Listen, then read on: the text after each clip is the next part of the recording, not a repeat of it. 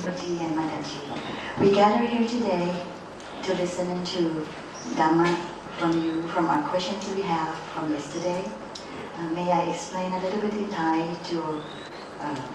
Dhamma friends here? วันนี้เราจะมาถามคำถามต่อจากเมื่อวานนี้นะคะ เรามีคำถามมากมายกว่าที่เราได้จดเอาไว้ที่จะถามครูจีในวันนี้เนื่องจากว่าคำถามหลายคำถามซ้ำกันแล้วก็หลายคำถามเป็นเรื่องที่เกี่ยวกับพื้นฐานของการปฏิบัติของแต่ละท่านหรือประสบการณ์ในการปฏิบัติซึ่งมีการอธิบายในรายละเอียดมากเราจึงรวมคำถามนั้นเข้าเป็นเนื้อหานะคะแล้วก็ได้ให้ท่านเลขาของท่านอาจารย์และก็ท่านอาจารย์เองก็ได้เห็นคำถามนั้นทั้งหมดแล้วท่านก็ได้คัดเลือกตามที่เราจะได้ถามภายในวันนี้เพราะฉะนั้นในคำถามของบางท่านที่ส่งมาที่อาจจะรู้สึกว่าไม่ได้ถามอย่างละเอียดตามที่เขียนมาก็เนื่องจากว่าได้มีการสรุปตามที่ท่านอาจารย์เห็นชอบแล้วนะคะก็ขอเริ่มเลยค่ะ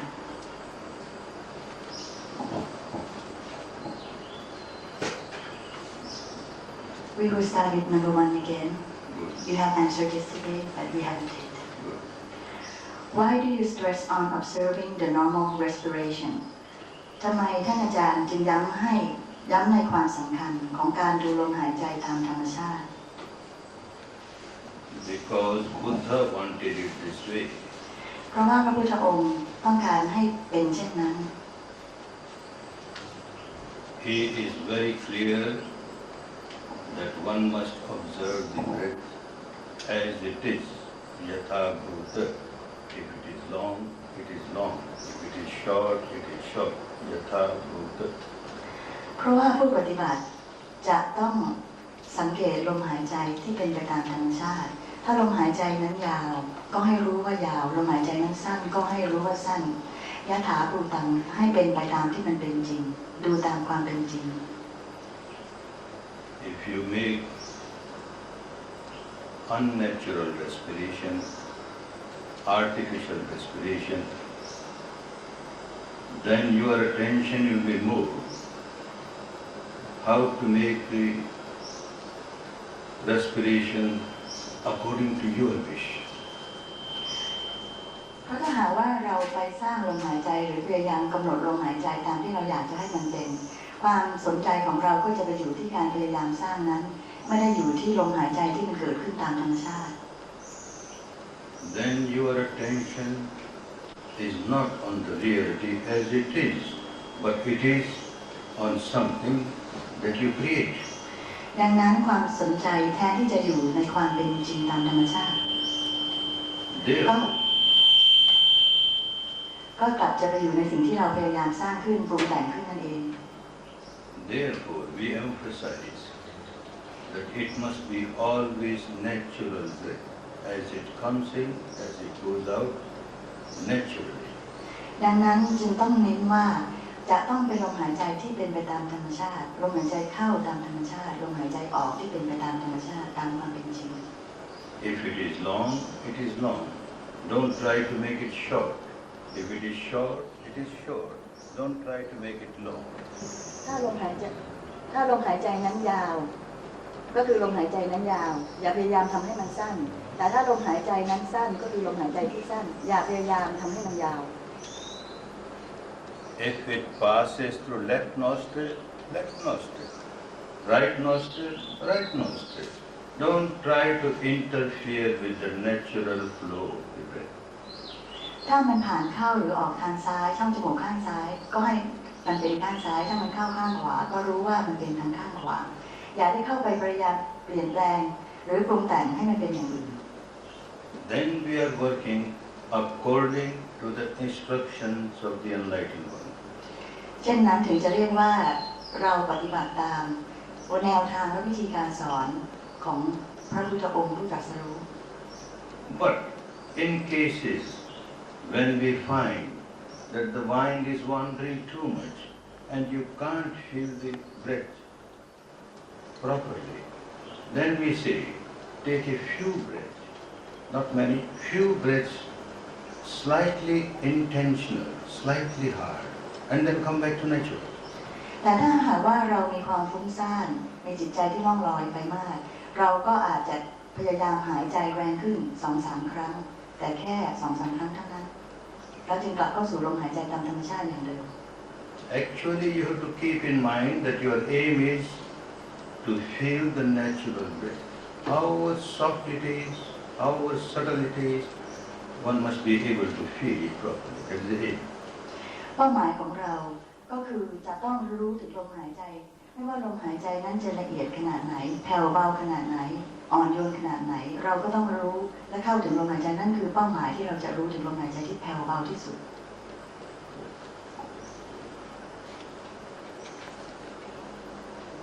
Why do you want us to keep attention at the entrance of the nostril and above the upper lips while practicing anapanasati ทำไมท่านอาจารย์จึงต้องการให้เราเพ่งความสนใจอยู่ที่บริเวณทางเข้าช่องจมูกเหนือริมฝีปากขณะปฏิบัติอานาปานสติ Because again, it is a very clear instruction of the enlightened one. อันคำสอนนี้ก็เป็นวิธีการที่ชัดเจนที่ท่านพระพุทธองค์ได้ทรงสอนไว้ In Patisambhidamagga, he clearly says that you must be aware of three things: the incoming breath, the outgoing breath, and mukha, this area of the mouth. ในปฏิสัมภิธามัคได้พูดไว้อย่างชัดเจนว่า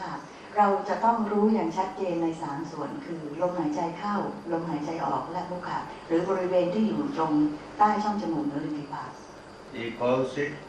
mukha nimitta. พระองค์ท่านเรียกว่ามุขะนิมิตตะ And then it is very clearly explained in Patisambhidamagga and also in Vibhanga. What is this mukha nimitta? It's clearly explained. ในปฏิสัมภิธามัคและวิพังคะได้อธิบายอย่างชัดเจนถึงบริเวณนี้ Patisambhidamagga and Vibhanga. There it is said that mukha nimitta means the area nasikagge. That means the front portion of the nostril is nasikagge. การอธิบายนี้ได้พูดถึงบริเวณที่อยู่ใต้ช่องจมูกซึ่งเรียกว่านาสิกเกในปริมุขขังได้พูดถึง No, I'll come later. Nasikagge. Then it is again said it must be uttar othassa majjhim padese. Uttar means upper. Otha means upper lip. Majjhim center. The middle part of the upper lip. แล้วได้มีการอธิบายถึงคำว่าอุตตะซึ่งแปลว่าอยู่เหนือแล้วก็โอทะซึ่งแปลว่าริมฝีปากซึ่งก็หมายความว่าเป็นบริเวณและมัชชิมะซึ่งแปลว่าตรงกลางซึ่งก็คือหมายความว่าจุดที่เป็นตรงกลางระหว่างใต้ช่องจมูกกับเหนือริมฝีปากนั่นเอง Including all these, in Satipatthana he says, Sating parimukham upatthapettva. Sating means awareness. Parimukham is this whole area. Upatthapettva, establish your mind here. ในสติปัฏฐานได้กล่าวถึงคำว่าสติงปริโมกขังอุปัฏฐเปตวาซึ่งหมายความว่าสติงแปลว่าสติปริโมกขังหมายความว่าบริเวณนี้ที่อยู่ใต้ช่องจมูกเหนือริมฝีปากและอุปัฏฐทัเวทวาหมายถึงการอุบัติขึ้นอุปัฏฐเปตวา Now he is so clear in his instruction that we cannot go anywhere except the instruction given by him. พระองค์ทรงกล่าวไว้อย่างชัดเจนว่าไม่ให้ไปดูที่อื่นหรือดูสิ่งอื่นนอกจากสิ่งที่พระองค์ได้ทรงตรัสสอนไว้ตามคำสอนของพระองค์ And as we practice, it becomes very clear why the Buddha chose this small area. และเมื่อเราปฏิบัติ ไปเรื่อยๆจะเห็นได้อย่างชัดเจนว่าทำไมพระพุทธองค์ถึงได้ทรงตรัสสอนให้เลือกบริเวณนี้ในการที่เราจะมีสติจับจดอยู่ Because this is the area where the incoming breath and the outgoing breath must pass over this area only. เพราะในบริเวณนี้ไม่ว่าลมหายใจเข้าหรือลมหายใจออกก็จะต้องผ่านตรงบริเวณนี้เพียงเท่านั้น The incoming breath, the outgoing breath will touch the outer rings of the nostrils or the area below the nostrils, and that is why he wanted us to keep our attention here. ลมหายใจเข้าและลมหายใจออกจะสัมผัสเป็นบริเวณช่องจมูกหรือรูจมูกสองข้างและบริเวณตรงกลางเหนือริมฝีปากใต้ช่องจมูก Those who have very long nostrils, the incoming, outgoing breath will touch at the tip of the nostril. Those who have short nostril, it will touch more on the upper lip. ผู้ที่มีจมูกยาวลมหายใจจะสัมผัสตรงบริเวณปลายจมูกส่วนผู้ที่มีจมูกสั้นลมหายใจจะสัมผัสบริเวณตรงกลางเหนือริมฝีปาก So that he chose this area for everyone. Either you feel at the outer ring of the nostril, nasika gate, front of the nostril, or at the upper lip, middle part of the upper lip. ดังนั้นทุกคนจะต้องมีสัมผัสตรงนี้ที่ลมหายใจสัมผัสอยู่บางคนอาจจะเป็นตรงบริเวณปลายจมูกสำหรับบางคนก็อาจจะเป็นบริเวณเหนือใต้ช่องจมูกเหนือริมฝีปากสำหรับบางคนก็เป็นตรงกลางระหว่างช่องจมูกกับริมฝีปาก Buddha does not want us to imagine that breath is coming, breath is going. No imagine. You feel it. You feel it. And you feel it when it touches somewhere. พระพุทธเจ้าไม่ได้ให้เราจินตนาการเอาว่ามีลมหายใจสัมผัสตรงโน้นตรงนี้แต่เราจะต้องรู้สึกจริงถึงลมหายใจที่สัมผัสนั้น So for a very new student, we say, even if you feel the touch inside the nostril, inner walls of the nostril, doesn't matter, start. But ultimately, you have to come on this small area. สำหรับผู้ปฏิบัติใหม่อาจจะมีความรู้สึกถึงลมหายใจที่สัมผัสทั้งบริเวณภายในจมูกหรือรูจมูกแต่ว่าเมื่อปฏิบัติต่อไปเรื่อยๆลมหายจะต้องได้สัมผัสถึงจะต้องได้รู้สึกถึงลมหายใจที่สัมผัสตรงบริเวณนั้นคือใต้ช่องจมูกหรือริมฝีปาก Because for samadhi, to get the mind concentrated, chit ekagrata, one-pointedness of the mind is very important. เพราะว่าสำหรับการที่เราจะมีสมาธิได้นั้นจิตจะต้องรวมเป็นหนึ่งเดียวที่จุดหนึ่งเรียกว่าจิตตาเอตักตา So, for a very new student, we say bigger triangle from here up to here. But we bring the students within 1 or 2 days to the small triangle, the area that Buddha wanted. สำหรับผู้ที่ปฏิบัติใหม่บริเวณที่เราให้ความสนใจว่าลมหายใจสัมผัสนั้นจะกว้างก็คือสามเหลี่ยมบริเวณทั้งจมูกจนถึงเหนือริมฝีปากแต่เมื่อปฏิบัติไปถึงระยะ1-2 วันเราจะให้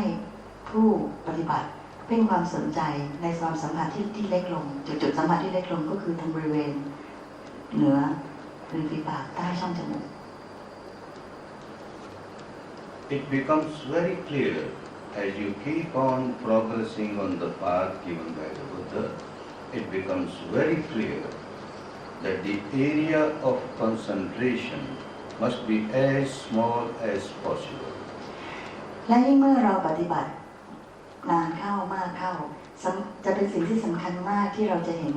ว่าบริเวณที่เราให้ความสนใจนั้นจะเล็กลงบริเวณที่ลมหายใจนั้นมาสัมผัสจะเป็นบริเวณที่เล็กลงเป็นสามเหลี่ยมเล็กๆใต้ริมฝีปากเหนือริมฝีปากใต้จมูก And also it becomes very clear that the object of observation, object of concentration must also be very subtle. และก็เช่นกันสิ่งที่เราให้ความสนใจหรือจดจ่ออยู่นั้นก็จะต้องเล็กมากจะเป็นลมหายใจที่แผ่วที่สัมผัสจุดที่เล็กมากจุดนั้น That is why when the mind is wandering too much, we say, all right, a few hard breaths, but you have to come back to the natural soft breath. ดังนั้นเพื่อถ้าจิตใจมีความฟุ้งซ่านจึงได้อนุโลมให้ สามารถที่จะหายใจแรงขึ้นได้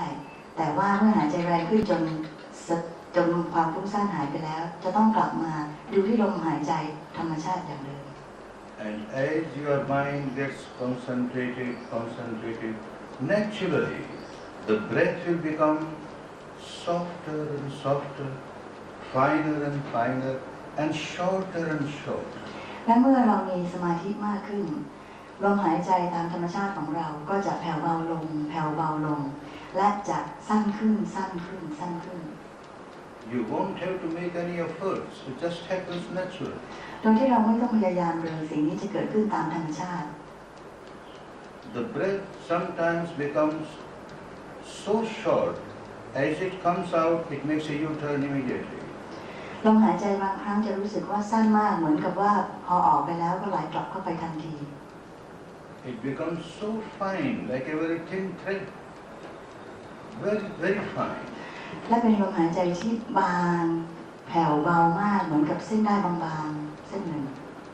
So the area is small, the object of observation is very subtle, and you continue to observe, continue without interruption as long as possible. The mind becomes very sharp. จากการที่เราสังเกตบริเวณที่เล็กที่สุดจุดเล็กๆจุดนั้นและลมหายใจที่แผ่วเบาที่สุดและเรายืดเวลาในการที่เรามีสมาธิจดจ่ออยู่ตรงจุดเล็กๆจุดนั้นเป็นเวลานานเราก็จะมีสมาธิและจะมีจิตใจที่แหลมคม Buddha was someone new. He knew everything so clearly. This is a very important nerve center. พระพุทธองค์ทรงเป็นสัพพัญญูพระองค์รู้ทราบถึงทุกอย่างและพระองค์ก็ได้พูดถึงว่าจุดนี้คือจุดศูนย์กลางหรือจุดที่สำคัญ Your mind is very sharp and sensitive, and the area is a nerve center. You start getting sensations very quickly. เมื่อจิตใจของเราแหลมคมและมีความสามารถที่จะสัมผัสเซนซิทีฟนะมีความว่องไวขึ้นเนี่ยเราก็จะสามารถสัมผัสจุดศูนย์กลางจุดนี้จุดที่พูดถึงนี้ได้อย่างชัดเจน The purpose of samadhi, the purpose of anapana, is to take the next step of vipassana. จุดประสงค์ของการที่เราฝึกอานาปานสติหรือสมาธินี้ก็เพื่อที่จะให้เรามีจิตที่แหลมคมเพื่อก้าวเข้าสู่ขั้นการปฏิบัติวิปัสสนา Vipassana is no vipassana if you don't feel sensation. วิปัสสนาจะไม่ใช่วิปัสสนาเลยถ้าเราไม่สามารถจะรู้สึกสัมผัสถึงความรู้สึกได้ Therefore, in a very systematic way, he taught us start on a small area, natural breath, which will become subtler and subtler. Your mind becomes sharper and sharper, and this area is sensitive already because the nerve center, you start getting sensation. เป็นการสอนการปฏิบัติที่อย่างเป็นระบบคือเมื่อเรามีสมาธิและลมหายใจของเราแผ่วเบาขึ้นแผ่วเบาขึ้นและสั้นลงสั้นลงเราก็จะมีจิตจดจ่ออยู่ที่จุดหนึ่งแล้วเราก็จะเริ่มสามารถสัมผัสถึงความรู้สึกต่างๆที่เกิดที่จุดนั้นได้ That is why in the technique given by the enlightened one, we see everywhere in the world people coming to the courses, second day they start feeling,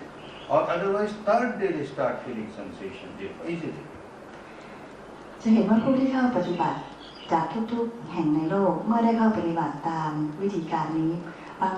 ท่านก็วันที่2ก็จะเริ่มถึงความสัมผัสได้ถึงความรู้สึกตรงจุดนี้สำหรับบางคนก็อาจจะเป็นวันที่3 Because Buddha taught the technique, the path, very systematically.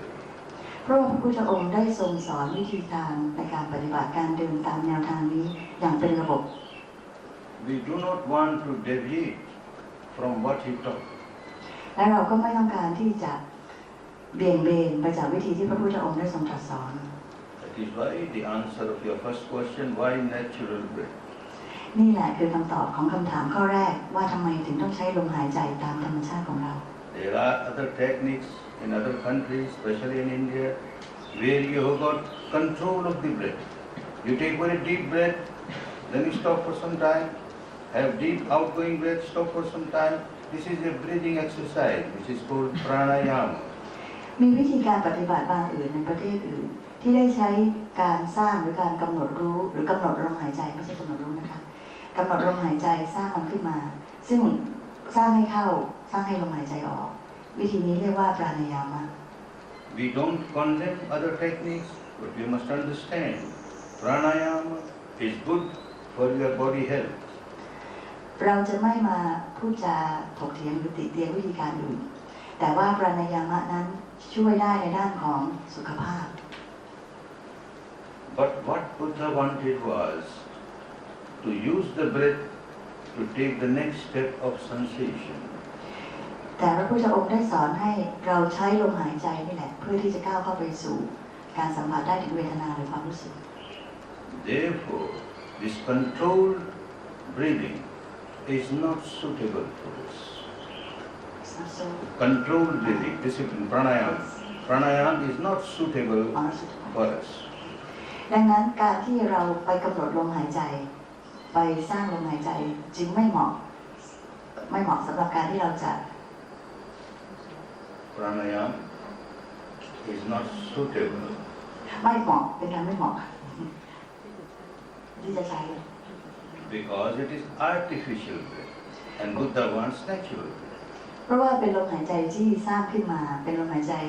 ที่เรากำหนดหรือปรุงแต่งขึ้นมาพระพุทธเจ้าต้องการให้ใช้ลมหายใจธรรมชาติ Those who want to practice pranayama for health reasons, body health reasons, let them practice separately, not connected with the vipassana technique. ผู้ที่ต้องการที่จะปฏิบัติปราณายามะก็ให้ทำได้แยกออกไปทำต่างหากเพื่อสุขภาพของตนแต่ไม่ใช่นำมาใช้ในการปฏิบัติวิปัสสนา When you practice vipassana, you have to work with natural breath as it is, yatha bhuta. แต่ถ้าเราจะปฏิบัติวิปัสสนาเราต้องใช้ลมหายใจที่เป็นตามธรรมชาติเป็นไปตามความเป็นจริงยถาภูตัง Good. What next? Why do you not allow verbalization ทำไมท่านจึงไม่ให้ใช้การบริกรรมขณะปฏิบัติ Again, we have to understand why we are practicing anapana. It is to take the next step of vipassana. And verbalization will become a great hindrance. อย่างที่ได้กล่าวมาก่อนแล้วว่าเราจะต้องใช้ลมหายใจทางธรรมชาติเพื่อที่จะเข้าสู่การปฏิบัติวิปัสสนาเรื่องนี้ก็เช่นเดียวกันการบริกรรมหรือการท่องบทก็จะเป็น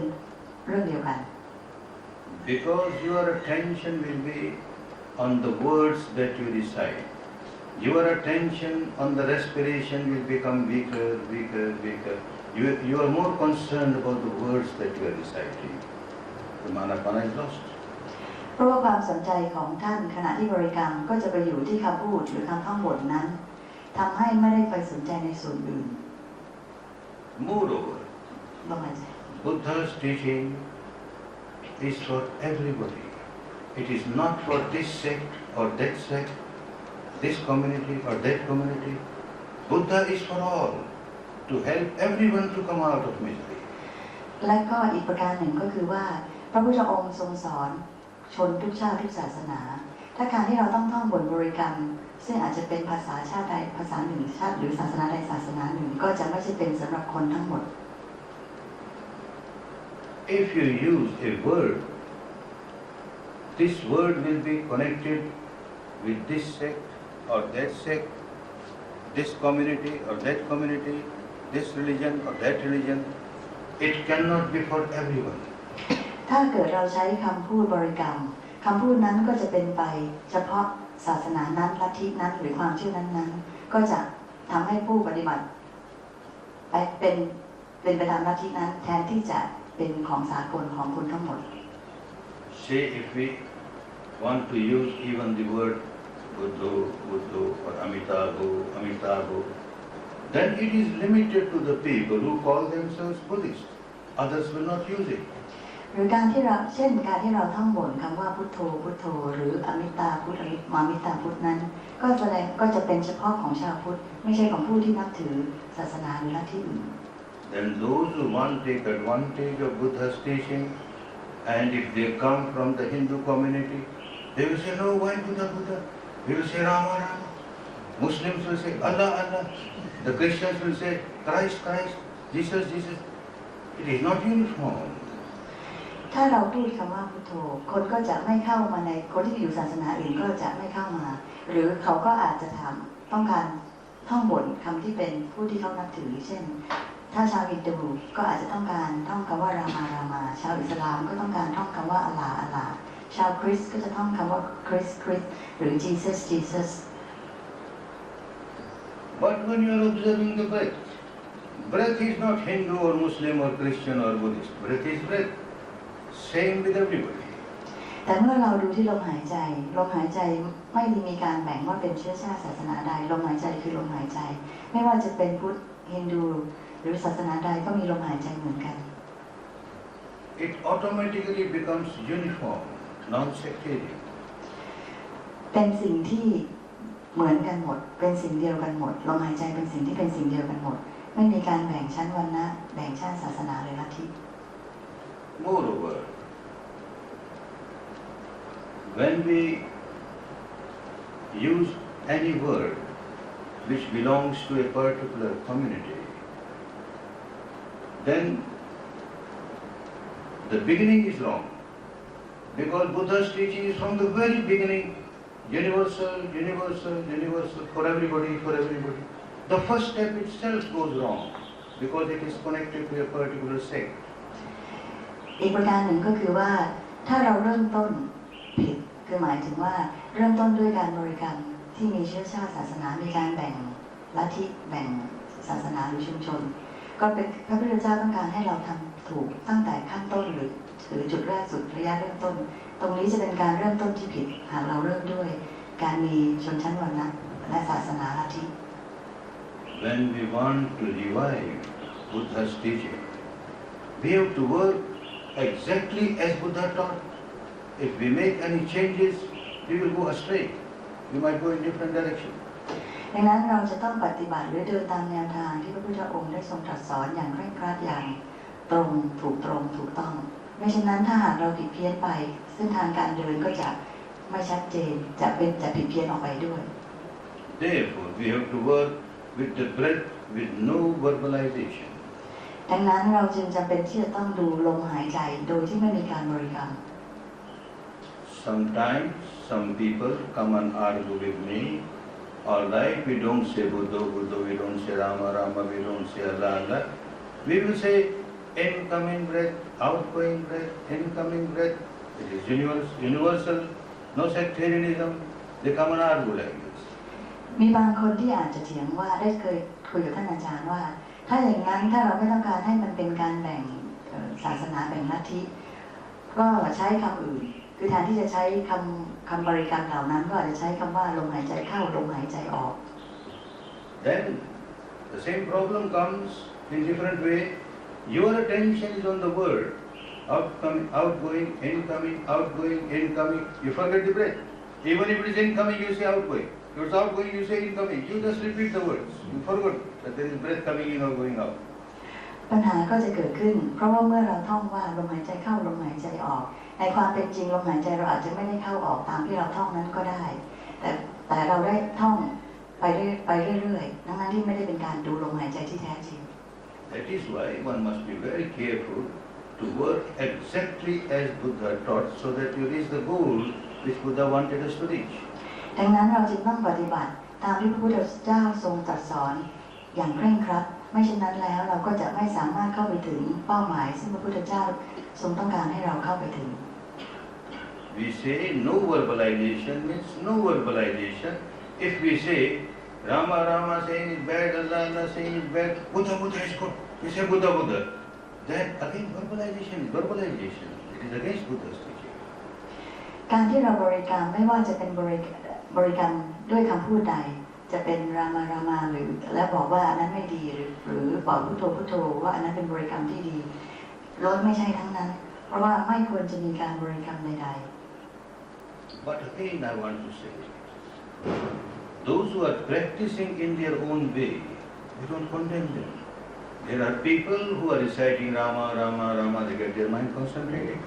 Allah, Allah get mind concentrated. Buddha, Buddha get concentrated. Amitabha, Amitabha mind get concentrated. If they want only mind to get concentrated, verbalization is very no doubt. เราก็จะไม่ไปวิพากษ์วิจารณ์วิธีการอื่นถ้าผู้ใดที่เคยปฏิบัติโดยการท่องบนบริกรรมจะเป็นรามาก็ดีจะเป็นอัลลาก็ดีหรือจะเป็นวิธีอื่นที่เป็นการบริกรรมก็ดีสิ่งเหล่านั้นอาจจะช่วยที่ทำให้จิตใจรวมเป็นหนึ่งหรือมีจิตมีเป็นสมาธิได้เราไม่วิพากษ์วิจารณ์ในส่วนนั้น But if you have to take the next step of vipassana, that means feeling natural sensations, then verbalization should be removed. แต่ถ้าเราจะปฏิบัติวิปัสสนาซึ่งหมายความว่าการที่เราสามารถที่จะสัมผัสได้ถึงความรู้สึกที่เกิดขึ้นอย่างเป็นจริงเราจำเป็นที่จะต้องปฏิบัติโดยไม่มีการบริกรรม Another reason is that even in verbalization, you get vibration. But this is created vibration. You say Rama, Rama, Rama, Rama, a vibration which you create by reciting this word. Or say Allah, Allah, or say Buddha, you are creating a vibration, not a natural vibration. And Buddha wants you to be with the natural vibration, natural truth as it is. ในการบริกรรมนั้นจะทำให้เกิดแรงสั่นสะเทือนขึ้นอย่างใดอย่างหนึ่งและเมื่อเราบริกรรมรามารามาหรือบริกรรมคำอื่นๆในคำบริกรรมแต่ละคำมีแรงสั่นสะเทือนของมันอยู่ซึ่งเป็นสิ่งที่เป็นสิ่งปรุงแต่งไม่ใช่เป็นสิ่งที่เป็นธรรมชาติพระพุทธเจ้าต้องการให้เราใช้สิ่งที่เป็นธรรมชาติตามความเป็นจริงเท่านั้น When you are working without any verbalization, you feel natural sensation in this area. เวลาที่เราปฏิบัติโดยไม่ใช้การบริกรรมเราจะสามารถสัมผัสได้ถึงธรรมชาติที่เกิดขึ้นตามความเป็นจริงของลมหายใจ You may feel heat, you may feel cold, you may feel tension, you may feel vibration, you may feel throbbing, all natural. รวมถึงความรู้สึกต่างๆด้วยเราอาจจะรู้สึกร้อนรู้สึกหนาวรู้สึกกดดันรู้สึกสั่นสะเทือนความรู้สึกทุกชนิด They are not created by any word, they are natural. ความรู้สึกเหล่านี้ไม่ได้ถูกสร้างขึ้นหรือปรุงแต่งขึ้นมันมีอยู่แล้วในตัวเรามันเกิดขึ้นจริงอยู่แล้วเพียงแต่เราจะรู้สึกได้ That is one important reason why we say no verbalization. นี่แหละคือสิ่งที่สำคัญที่สุดที่เราได้ห้ามการมีการบริกรรม Good. What next? Why no visualization or imagination is allowed ทำไมท่านอาจารย์จึงไม่ให้ใช้การนึกภาพในใจหรือการจินตนาการใดๆในการปฏิบัติ Same problem. What you will imagine. If I am a Hindu and I have to imagine, I will imagine the shape of Rama, his form. If I am a Muslim, I will try the shape of Muhammad. Or Christ, Christian shape of Christ. A Buddhist shape of Buddha. It won't be uniform. คำอธิบายอันนี้ก็เช่นเดียวกับข้อเมื่อสักครู่นี้คือว่าถ้าหากว่าเราปฏิบัติแล้วเรานึกถึงภาพของสิ่งศักดิ์สิทธิ์หรือผู้ที่เรานับถือไม่ว่าจะเป็นพระพุทธเจ้ารามพระรามหรือพระอัลลาห์หรือจะผู้ใดก็ตามที่เรานับถือเราก็จะมีการสร้างภาพนั้นขึ้นมาในใจซึ่งก็เป็นการแบ่งลัทธิศาสนาเช่นเดียวกัน Somebody who is practicing with the vision of the shape or form of Rama, and we say, no, not Rama, now you start Buddha. He won't come. Why? He says, I'm very happy with my Rama. Why Buddha? ถ้าหากผู้ใดกำลังนับถือการพระรามแล้วก็นึกถึงภาพพระรามขณะที่ปฏิบัติอยู่แล้วเราบอกว่าวิธีนั้นไม่ถูกแต่จะต้องมานึกถึงภาพพระพุทธเจ้าคนผู้นั้นเขาก็จะปฏิเสธว่าทำไมในเมื่อเขาทำแบบนี้อยู่ก็ถูกต้องแล้ว So to keep the technique free from sectarianism, to keep it non-sectarian, to keep it universal, no visualization should be used. ดังนั้นในการที่จะรักษาให้วิธีการนี้เป็นของคนทั่วไปเป็นของสากลเป็นของคนทุกเชื้อชาติทุกศาสนาทุกความเชื่อเราก็จะต้องไม่มีการนึกถึงภาพหรือสิ่งศักดิ์สิทธิ์ใดๆอันใดอันหนึ่ง Again, some people come and argue with me. All right, no Rama, no Buddha, no Christ. I will have a vision of my nose. This is my nose. I keep on imagining my notes. Universal. ก็มีคนขึ้นมาเถียงว่าเอาละถ้าจะไม่ให้มีการแบ่งชนชั้นแบ่งศาสนาลัทธิความเชื่อให้มันเป็นสากลก็ได้เราจะไม่นึกถึงภาพของสิ่งศักดิ์สิทธิ์ต่างๆที่เรานับถือแต่เราจะเริ่มนึกถึงจมูกของเราเราก็จะนึกภาพแต่จมูกของเราได้ไหม Buddha wants you to feel the truth. You're not feeling, you're imagining. พระพุทธเจ้าต้องการให้เรารู้สึกถึงความเป็นจริงแต่อันนี้เราไม่ได้รู้สึกหรอกเราจินตนาการมันขึ้นมาต่างหาก And your mind may get concentrated by the shape or form of this god or that goddess, or by the shape of the nose. It will get concentrated, but you don't get the natural vibration. That is missing. วิธีการนั้นใช่จะทำให้จิตใจสามารถรวมลงได้หรือเป็นสมาธิได้ในการที่เรานึกถึงภาพพระหรือสิ่งใดที่เรานับถือหรือแม้แต่นึกถึงภาพจมูกนึกซ้ำๆอยู่จิตก็จะสามารถรวมลงได้แต่วิธีนั้นไม่ได้ทำให้เกิดความรู้ตามความเป็นจริงความรู้สึกที่เป็นจริงที่เกิดขึ้น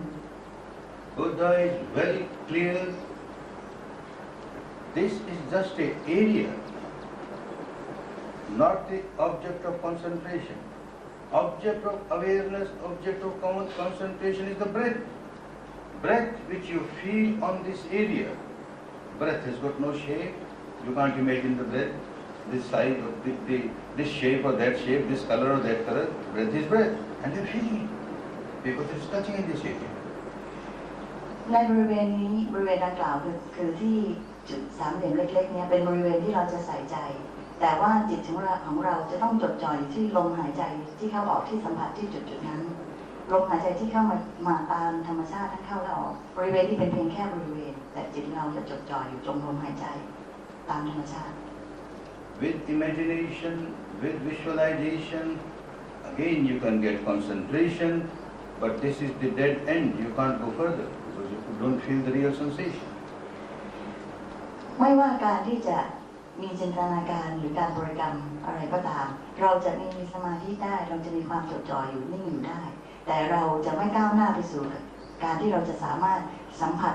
ถึงเวทนาที่เกิดขึ้นได้ One point should be very clear that before Buddha became Buddha, he went to the other teachers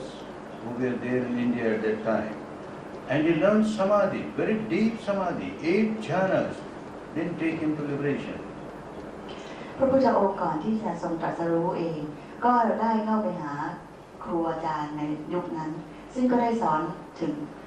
พระองค์ได้เรียนฌานถึง8ชั้นแต่ก็ไม่สามารถที่จะทำให้พระองค์หลุดพ้นจากความทุกข์ได้ When he discovered that every impurity arises because of the sensation on the body, then he discovered the technique and he was liberated. สิ่งที่พระองค์ค้นพบก็คือความไม่บริสุทธิ์หรือตัวกิเลสซึ่งเกิดขึ้นในใจของเราซึ่งเมื่อเกิดสิ่งนั้นเกิดขึ้นเนี่ยมันเกิดความรู้สึกหรือเวทนาขึ้นตามกายและเมื่อพระองค์รู้ถึงสิ่งนี้นี่แหละคือสิ่งที่เป็นวิธีการที่ทำให้เราหลุดพ้นออกจากความทุกข์ได้ If someone wants to remain fully contented only with samadhi, they are not opposing. Be happy with samadhi. But if you want the real benefit of Buddha's teaching, you have to come to panya, you have to come to vipassana, you have to come to sensation. หากผู้ปฏิบัติต้องการเพียงแค่การมีสมาธิการได้ฌานก็สามารถที่จะทำเช่นนั้นไปได้แต่ถ้าผู้ปฏิบัติต้องการจะหลุดพ้นจากความทุกข์จำเป็นที่จะต้องเข้ามาปฏิบัติในทางวิปัสสนาซึ่งคือจะต้องเรียนรู้ถึงปัญญาที่จะทำให้เราหลุดพ้นได้ซึ่งก็มาจากการที่เรารู้ถึงความรู้สึกหรือเวทนาต่างๆที่เกิดขึ้นและจะนำเข้าไปสู่ปัญญาและนำเราไปสู่ความหลุดพ้นในที่สุด So if we have to follow the path which takes us to the final goal, which was attained by the enlightened one, then we must follow the way he walked on the path and we must follow as he wanted us to walk on the path. ดังนั้นถ้าเราจะไปให้สู่ถึงความหลุดพ้นจากความทุกข์ได้เราจะต้องเดินตามเส้นทางที่พระพุทธองค์ได้ทรงชี้และนำให้เราเห็นซึ่งก็คือเส้นทางการปฏิบัติไปสู่พระวิปัสสนาซึ่งเป็นการเดินเป็นไปอย่างระบบตามที่พระองค์ได้ตรัสสอนไว้นั่นเอง So most important thing is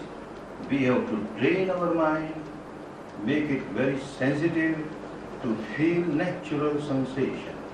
First on this area and then on the whole body. ดังนั้นเราจึงต้องฝึกจิตของเราที่จะสามารถสัมผัสได้รู้ได้ถึงเวทนาที่เกิดขึ้นในร่างกายของเราเริ่มต้นจากจุดหนึ่งและในที่สุดก็ตลอดทั่วร่างกายเราจะต้องสามารถสัมผัสได้ตลอดร่างกายถึงเวทนาที่เกิดขึ้นนั้นตามธรรมชาติ And he gave such a simple, scientific way how to train the mind to feel sensations so quickly. Within 3 days, you start feeling it. พระองค์ได้สอนวิธีการซึ่งเป็นวิธีการที่มีประสิทธิภาพมากในการที่จะฝึกจิตของเราให้แหลมคมและสามารถที่จะ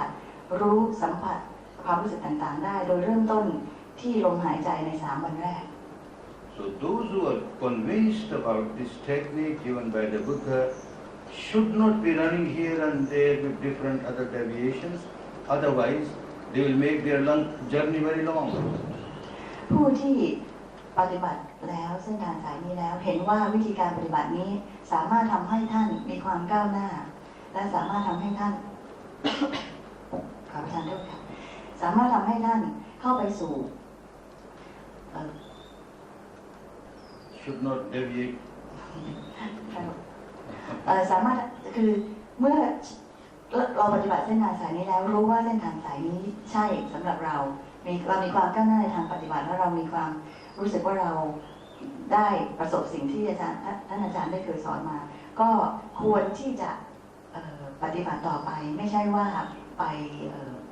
ทดลองหลายๆแบบเปลี่ยนแปลงไปหลายๆแบบก็จะทำให้การที่เราจะก้าวไปสู่การบรรลุธรรมหรือหลุดพ้นจากความทุกข์จะเป็นเส้นทางที่ยาวนานมาก Therefore, for the meditators of this technique must also keep in mind not to condemn other techniques, never condemn. Some technique might be helpful to somebody, carry on. Why we should condemn? ดังนั้นผู้ที่ปฏิบัติเส้นทางนี้และได้ผลก็ไม่ควรที่จะวิพากษ์วิจารณ์วิธีการปฏิบัติในเส้นทางสายอื่นที่ผู้อื่นปฏิบัติอยู่เพราะสำหรับบางท่านเขาอาจจะได้ประโยชน์จากการปฏิบัติแบบนั้นของเขาก็ให้เขาทำแบบนั้นไป At least some benefit is there, even if it is samadhi, some benefit is there. Go ahead, we don't condemn. But on our part, we are sure that this is the path which will lead us to the final goal without any difficulty. So we accept this. เพราะอย่างน้อยในวิธีการปฏิบัติสายอื่นก็มีประโยชน์บางอย่างอาจจะได้สมาธิหรือได้ผลประโยชน์บางอย่างที่เขาทำอยู่แต่เส้นทางสายที่เรากำลังดำเนินอยู่นี้เป็นเส้นทางที่ทำให้เราเดินตรงไปสู่การที่เราจะได้รับการหลุดพ้นจากความทุกข์นั่นเอง So no verbalization, no visualization, no imagination, yatha bhuta, the breath as it is, and then the sensations as it is, not created. ดังนั้นไม่มีการบริกรรมไม่มีการจินตนาการไม่มีการนึกถึงภาพใดๆลมหายใจอย่างที่มันเป็นไปตามธรรมชาติและความรู้สึกอย่างที่เป็นไปตามธรรมชาติเท่านั้นที่เราต้องให้ความใส่ใจ Good. What else?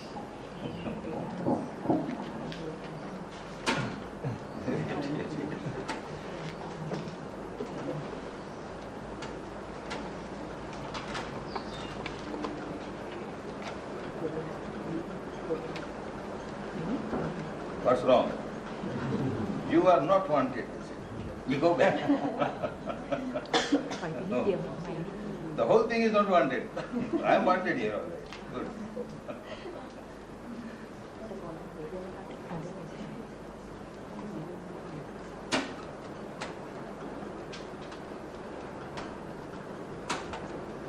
Yes, the sound is wanted. Get it. It doesn't work.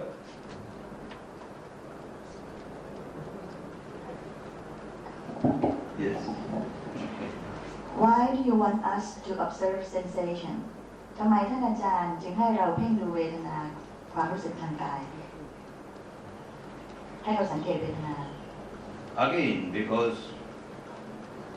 this is exactly what Buddha wanted us to practice. Vedana. นี่ก็คือสิ่งที่พระพุทธองค์ต้องการให้เราปฏิบัติเช่นกันคือการสังเกตดูเวทนา A big discovery of Buddha, which was not known to the people before Buddha, or at the time of Buddha, or even the teachers of other sects after the Buddha, they never knew that we react to the sensations. They never knew. อันนี้เป็นสิ่งที่พระพุทธองค์ได้ทรงค้นพบไม่ว่าจะครูบาอาจารย์ก่อนของสมัยพระพุทธเจ้าหรือครูบาอาจารย์ที่ใดก็ตามก็ยังไม่มีใครที่จะค้นพบวิธีการนี้ว่าเมื่อเรามีความรู้สึกเมื่อเรามีสิ่งใดเกิดขึ้นกับตัวเราจะมีความรู้สึกหรือเวทนาเกิดขึ้นด้วย At the time of Buddha, there were teachers. Before Buddha, there were teachers who were saying, don't react to the sensual objects. Eyes with the shape, nose with the smell, ear with the sound, etc. The sensual object, when they come in contact with you, don't react as good or bad. Don't react as craving or aversion. This teaching was there. ในสมัยก่อนพระพุทธองค์ก็ยังเคยมีการสอนอยู่ว่าอย่าได้มีปฏิกิริยาต่อสิ่งที่มากระทบต่างๆอารมณ์หรือการอารมณ์ชนิดต่างๆวัตถุกรรมต่างๆเช่นสิ่งที่มากระทบตาหูจมูกลิ้นกายใจไม่ให้ไปมีความรู้สึกกับสิ่งเหล่านั้นอย่าไปมีปฏิกิริยาต่อสิ่งเหล่านั้นการสอนเช่นนี้มีมาก่อนแล้ว Buddha said that you are not actually reacting to these objects. Otherwise he would have said salayatan pachaya vedana. He never said that salayatan pachaya vedana. He says salayatan pachaya phassa, phassa pachaya vedana, vedana pachaya tanha. He didn't say salayatan pachaya tanha. Sorry, he didn't say salayatan pachaya tanha. He said vedana pachaya tanha.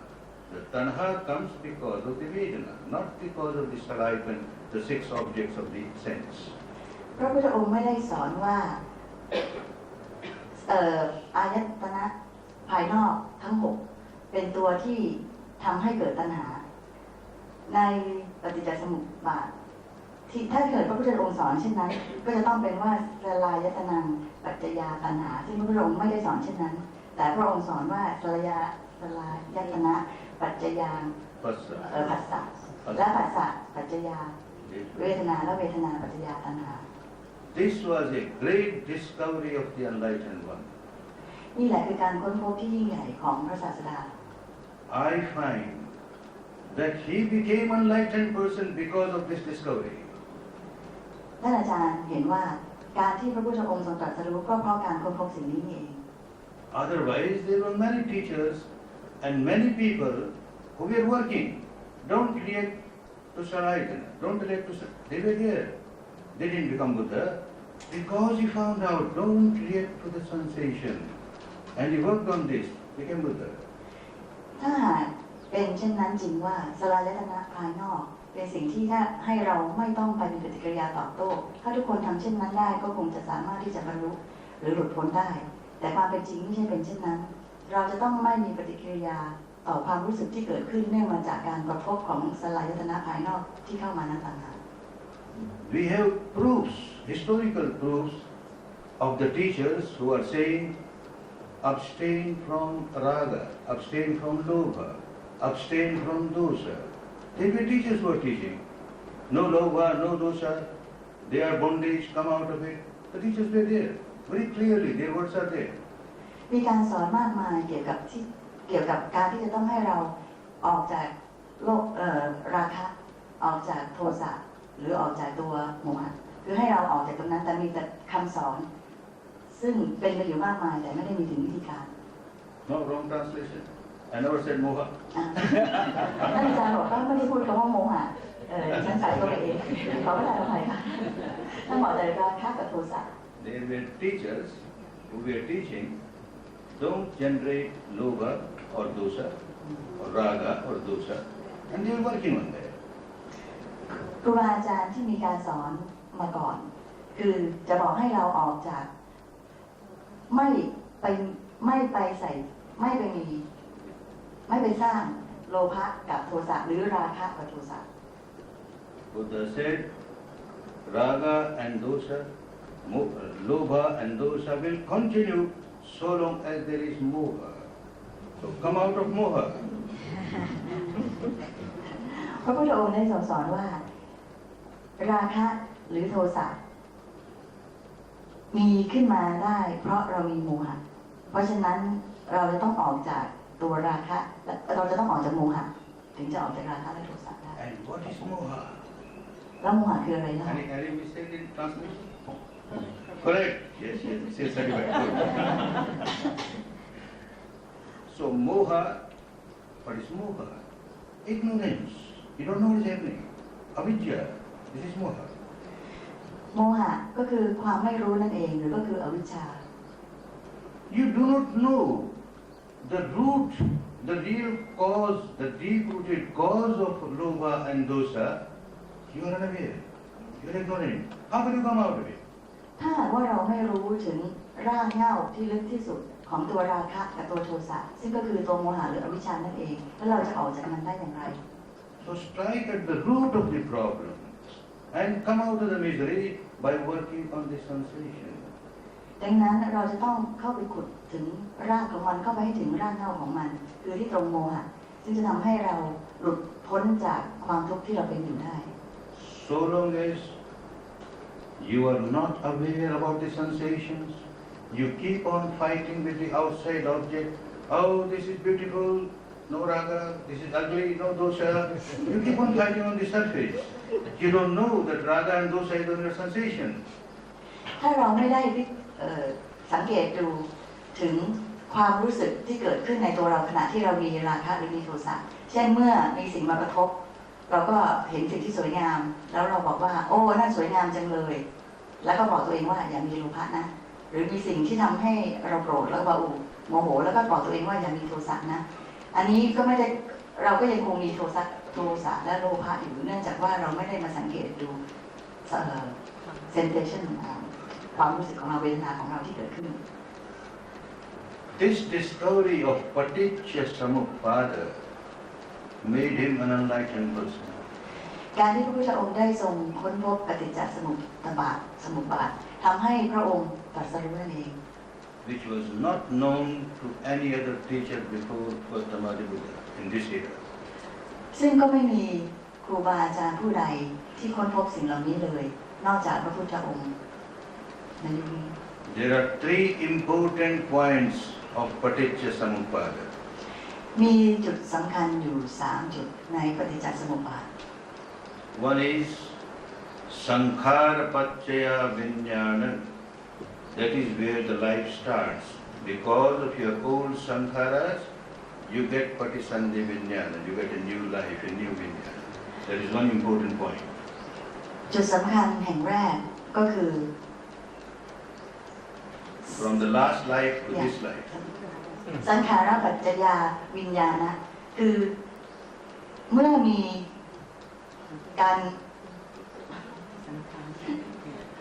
สังขารจึงทำให้เกิดการปฏิสนธิวิญญาณ Another important point is bhav paccaya jati. This life turns into the next life. อีกจุดหนึ่งก็คือเพราะว่าปัจจยาชาติคือจากชีวิตนี้เปลี่ยนก็กลับย้ายกลับเข้าไปจากชีวิตนี้ไปสู่ชีวิตหน้า Third important point and a very important point is Vedana paccaya tanha. และจุดที่สำคัญอีกจุดหนึ่งและเป็นจุดที่สำคัญที่สุดก็คือเวทนาปัจจยาตัณหา The first sankhara paccaya vijnana. We can't change. Already finished. What can we do? จุดแรกที่พูดถึงสังขาราปัจจยาวิญญาณมันได้เกิดขึ้นแล้วคือเราได้ปฏิสนธิขึ้นมาแล้วเราเปลี่ยนแปลงอะไรไม่ได้ We are here with this vijnana. We are here with this nama rupa. We are here with this salayatana. It is already there. คือเราได้เกิดขึ้นมาแล้วเราได้มีอายตนะทั้ง6แบบที่เราเป็นอยู่นี้เราได้มีตัวเราในขณะนี้แล้วมีรูปนามที่เป็นอยู่เช่นปัจจุบันนี้แล้วทำอะไรกับมันไม่ได้ We have to be careful now about the future. Bhava paccaya jati. If again and again, new birth, that means more misery, we have to stop that. That is important. แต่ที่เราต้องระวังเป็นพิเศษก็คือเพราะว่าปัจจยาชาติหมายความว่าพบต่อไปที่เราจะต้องเกิดซ้ำแล้วซ้ำอีกนั้นเป็นสิ่งที่เราจะต้องระมัดระวัง But what can we do? The death will come, we don't know when. What can we do now? แต่เราจะทำอะไรได้ในเมื่อยังไงเราก็จะต้องตายเพ ราะฉะนั้นปัจจุบันนี้เราควรจะต้องทำอะไร That is why Buddha gave us this path. Remain in the present moment. You are the master of your present moment. พระพุทธองค์ถึงได้บอกว่าอยู่ที่ปัจจุบัน And you are the master of your future. อยู่ที่ปัจจุบันเพราะว่าเราสามารถที่จะ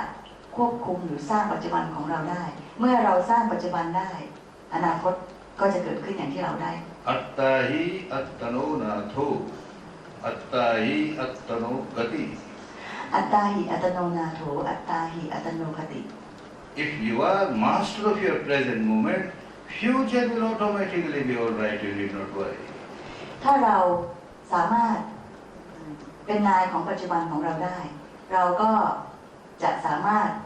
สร้างควบคุมอนาคตที่จะเกิดขึ้นของเราได้เช่นกัน That is why he gave this wonderful technique. Remain in the present moment with the sensation, seeing that no Vedana should create tanha. พระพุทธองค์ถึงให้เราอยู่ที่ปัจจุบันดูว่าปัจจุบันของเรานะอยู่ที่ปัจจุบันแล้วรู้ถึงปัจจุบันเราว่าจะทำให้เรารู้ว่าเวทนาของเราเป็นปัจจัยให้เกิดตัณหา If there is ignorance, avidya, Vedana is there, but you do not know what Vedana, and you keep on reacting, craving aversion, lobha, dosha. ถ้าเรามีเวทนาแต่เราไม่รู้ว่าถ้าเรามีอวิชชาเราก็จะไม่รู้ถึงว่าเวทนานั้นเกิดขึ้นเราก็จะมีการปฏิกิริยาโลภะโทสะต่อเวทนาที่เกิดขึ้นนั้นอย่างต่อไปเนื่องจากเรามีอวิชชาอยู่ So Buddha wanted us remain aware of the Vedana of this moment and don't react. So you are changing. พระพุทธองค์ต้องการให้เรารู้สังเกตดูเวทนาที่เกิดขึ้นนั้นและไม่มีปฏิกิริยาตอบโต้ต่อเวทนานั้นนั่นแหละถึงจะเปลี่ยนตัวเราได้หรือที่อุปนิสัยเราได้ The old habit pattern was keep on reacting to the Vedana, lobha, dosha. That means keep on multiplying your misery. This was old habit pattern. อุปนิสัยปกติของเราก็คือจะมีปฏิกิริยาต่อสิ่งที่เกิดขึ้นทั้งเราจะมีโลภะปฏิกิริยาในด้านโลภะและปฏิกิริยาในด้านโทสะตอบโต้ต่อสิ่งเหล่านั้นที่เกิดขึ้นก็เท่ากับการสร้างความทุกข์ที่เกิดขยายความทุกข์ของเราเพิ่มขึ้นเรื่อย So Buddha gave us this wonderful technique. Present moment, whatever sensation you are aware, but no more lobha, no more dosha. Panya, wisdom must arise. พระพุทธองค์จึงให้เราอยู่ที่ปัจจุบันและไม่ต้องมีโลภะหรือโทสะขณะที่เราอยู่ที่ปัจจุบันนั้นปัญญาก็จะเกิดขึ้น And panya means the reality of anicca, arising, passing. และตัวปัญญานี้ก็คือการที่เรารู้ถึงว่าทุกสิ่งเป็นอนิจจังเกิดขึ้นแล้วดับไปเกิดขึ้นแล้วดับไป When you are feeling the sensation with panya, you are understanding it is arising, passing. No ignorance, no moha. You are with vidya, not avidya. เมื่อเรารู้ถึงเวทนาที่เกิดขึ้นและเรารู้ด้วยปัญญาคือรู้มันเป็นอนิจจังว่ามันจะต้องมีการเกิดและดับไปทุกครั้งเราก็จะมีตรงนี้เราก็จะมีปัญญาไม่มีอวิชชา So you have changed your path. Previously you were on the path of misery. All the time lobha, dosha.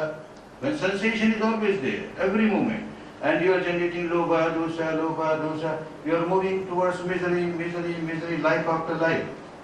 Now you are changed. Sensation is there. No lobha, no dosha, anicca. You have changed your direction. ก็จะเป็นการเปลี่ยนอุปนิสัยที่เป็นไปของเดิมๆของเราเมื่อทุกครั้งที่มีโลภะโทสะเราไม่รู้เรามีปฏิกิริยาตอบโต้ต่อมันเส้นทางของเราก็คือทุกไปเรื่อยๆทุกต่อไปเรื่อยๆแต่เมื่อใดที่เรามีปัญญาเรารู้ถึงตัวโลภะและโทสะที่เมื่อเกิดขึ้นแล้วเราไม่มีปฏิกิริยาตอบโต้ต่อมันเราก็จะเป็นการเปลี่ยนเส้นทางในการสะสมทุกข์ไปสู่เส้นทางในการออกจากทุกข์ So we understand very clearly that Vedana is a junction, like in railway you have a junction, two-way, on the roadway you have a junction. One way going to Dukkha Samudaya Gamini Pratipada, another way Dukkha Nirodha Gamini Pratipada. Either you go for increasing your Dukkha, or you take the path of Nirodha, no more dukkha, no more dukkha. Buddha gave us this one. Now it is for us to choose what is good for us. เวทนานั้นเป็นเหมือนกับจุดเชื่อมต่อที่จะทำให้เราไปได้ทั้งสองทางเส้นทางสายหนึ่งก็คือทุกขะสมุทัยคามินีปฏิปทาอีกเส้นทางสายหนึ่งก็คือทุกขะนิโรธคามินีปฏิปทาซึ่งตรงเวทนานั้นเราสามารถที่จะไปได้ทั้งสองทางคือมันไปในทางที่สมุทัยคือไปสู่เหตุที่ของความทุกข์ก็คือจะทุกข์ไปเรื่อยๆหรือไปในเส้นทางเส้นหนึ่งคือนิโรธคือความดับทุกข์ไปเรื่อยๆจากตรงจุดเชื่อมต่อคือเวทนานั่นเอง And Buddha is Buddha. He does not want you to accept his words blindly, no blind faith. You must experience, you find yes, there is sensation, I generate lobha, dosa, I become miserable. I don't generate lobha, dosa, I become happier. You experience the truth and you are on the right path. พระพุทธองค์ต้องการให้เราได้ประสบสิ่งเหล่านั้นด้วยตัวเองถ้า Don't accept the words of Buddha without that I can't help, my throat also. I can give you some of these things. What I meant is when I cough, I lost my hearing. Guruji, could you repeat? Thank you. I will repeat. My throat is open. Give us some of these. Right, I have to use it sometimes, so it's for you now.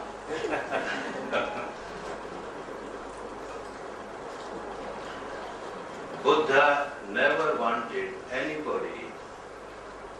to follow him blindly. พระพุทธองค์ไม่ต้องการให้ผู้ใดเดินตามทางพระองค์อย่างหลับตาเลย He said, you experience the truth yourself and you find that it is good for you and good for everybody, then only accept, otherwise not. พระองค์ให้เราประสบด้วยตนเอง แล้วเราจึงยอมรับว่าสิ่งเหล่านี้ดีสำหรับเราเป็นประโยชน์สำหรับเราหรือไม่ And then not only accept, but walk on the path. และไม่ใช่ถ้าเป็นประโยชน์ต่อเราไม่ใช่เพียงแค่ยอมรับแต่ให้เดินบนเส้นทางสายนี้ด้วย That is why people who are coming to a 10-day course, whether they are of this sect or that sect, makes no difference, because they experience themselves, the sensation is there, and when I react, I become miserable. When I don't react, I am happier. They experience it, they accept it. ดังนั้นคนที่มาปฏิบัติแม้จะมาจากที่ใดก็ตามเมื่อเข้ามาประสบด้วยตนเองว่าการปฏิบัติสายนี้ทำให้ตนเป็นสุขการจากการปฏิบัติทำให้ตนเป็นสุขก็ยอมรับแต่ถ้าทำแล้วหรือการที่ทำให้การที่ตัวเองเป็นทุกข์ก็ไม่ยอมรับและผิดค่ะ We will give you some rest after 10 minutes, because people have to go for their meals. เมื่อสักครู่นี้นี่หมายความว่าเมื่อเราได้ปฏิบัติบนเส้นทางสายนี้แล้ว เราได้ประสบกับความสุขด้วยตนเองเป็นประสบการณ์ของตัวเราเอง เราก็ให้ยอมรับและปฏิบัติเดินตามเส้นทางนี้ต่อไป Again, we want to be very clear. Don't condemn anybody who is not working with the sensation. Don't condemn. ขอให้เราชัดเจนด้วยว่าเราจะไม่ไปวิพากษ์วิจารณ์วิธีการแบบอื่นที่ไม่ได้ใช้เวทนาไม่ได้ดูที่เวทนา Because even if they don't feel Vedana, only at the intellectual level they understand lobha is not good, dosa is not good, I must not do lobha, I must not do dosa.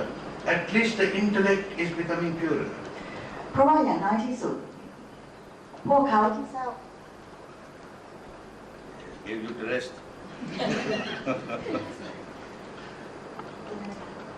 พวกเขาที่ทราบว่าโลภะไม่ดีก็ตามหรือโทสะไม่ดีก็ตามและพยายามที่จะไม่ทำสิ่งเหล่านี้ไม่พยายามให้ตนเองไม่มีโลภะและโทสะอย่างน้อยในทางความคิดก็เป็นสิ่งที่ดีเพราะเป็นการลดละตัวโทสะและโลภะจากใจตัวเองได้ระดับหนึ่ง But those who are practicing according to Buddha's teaching should understand that if we miss the Vedana and we only work at the intellectual level, no lobha, no dosa, then we are purifying our mind only on the surface level. แต่ผู้ที่เข้าใจในทางเข้าใจทางสติปัญญาว่าโลภะหรือโทสะนั้นไม่ดีกับตน ก็แม้จะสามารถลดละตัวนี้โลภะหรือโทสะจากได้ก็เป็นในระดับที่ผิวเผินมากไม่ได้ลงลึก Buddha was not satisfied before he became Buddha. He was not satisfied for the purification of the surface of the mind. He wanted to have the purity, total purity. พระพุทธองค์ก็ได้ทราบเรื่องก็ได้ทราบถึงสิ่งนี้มาก่อน แต่ว่าพระองค์ไม่พอใจเพียงแค่การขจัดโลภะหรือโทสะแค่บริเวณผิวนอกแต่พระองค์ต้องการเข้าไปสู่การขจัดความเศร้าหมองหรือความไม่บริสุทธิ์อย่างลึกซึ้งที่สุดของใจออกมา That requires purification at the root level of the mind. ซึ่งสิ่งนี้ก็คือการที่เราจะต้องเข้าไปขจัดสิ่งที่ไม่บริสุทธิ์ที่อยู่ในส่วนลึกที่สุดของใจเราออกมา The deepest part of the mind. ส่วนที่ลึกที่สุดในจิตของเรา The deepest part of the mind is always in connection with the body sensation. ส่วนที่ลึกที่สุดของจิตของเราจะสัมผัสกับความรู้สึกอยู่ตลอดเวลากับเวทนาอยู่ตลอดเวลา Because where there is Vedana, a reaction starts. Lobha, dosa. And if you forget the Vedana, Lobha, dosa is going on. At the surface you say no Lobha, no dosa, no Lobha. Good. But the deep level, Lobha is there, dosa is there, Vedana is there. เพราะว่าทุกครั้งที่มีเวทนาทุกครั้งที่มีโลภะและโทสะมีเวทนาเกิดขึ้นทุกครั้งแต่ถ้าเราอยู่ที่ผิวข้างนอกคือเราบอกตัวเองว่าไม่มีโลภะไม่มีโทสะนั้นจะไม่สามารถที่จะเข้าไปสู่ส่วนลึกได้เพราะว่าจริงๆแล้วเนี่ยเราจะต้องเข้าไปรู้ถึงเวทนาที่เกิดขึ้นขณะที่มีโลภะและโทสะไม่ใช่แค่พูดว่าโลภะโทสะเท่านั้น He was very clear that the mind must be purified totality. พระองค์ได้ตรัสอย่างชัดเจนว่าจิตใจจะต้องได้รับการขจัดให้บริสุทธิ์อย่างสิ้นเชิงชำระจิตใจให้บริสุทธิ์อย่างสิ้นเชิง His teaching is so clear. Sab papasya ekaranan. That is Sila. เป็นคำสอนที่ชัดเจนที่พระองค์ได้ทรงตรัสว่าสัพพะปาปะนะสัพ Ekaranan. สัพพะปาปัสสะเอกรนัง Don't commit any papa, any sinful, unwholesome action. คืออย่าทำสิ่งที่ไม่เป็น No unwholesome action. กุศลอกุศลใช้คำว่าอกุศล Kusalasya upasampada. กุศลสะอุปสัมปทา That is samadhi. และให้ฝึกสมาธิทำจิต Kusal chittasya ekaggata. Concentration of the wholesome mind is samadhi. กุศล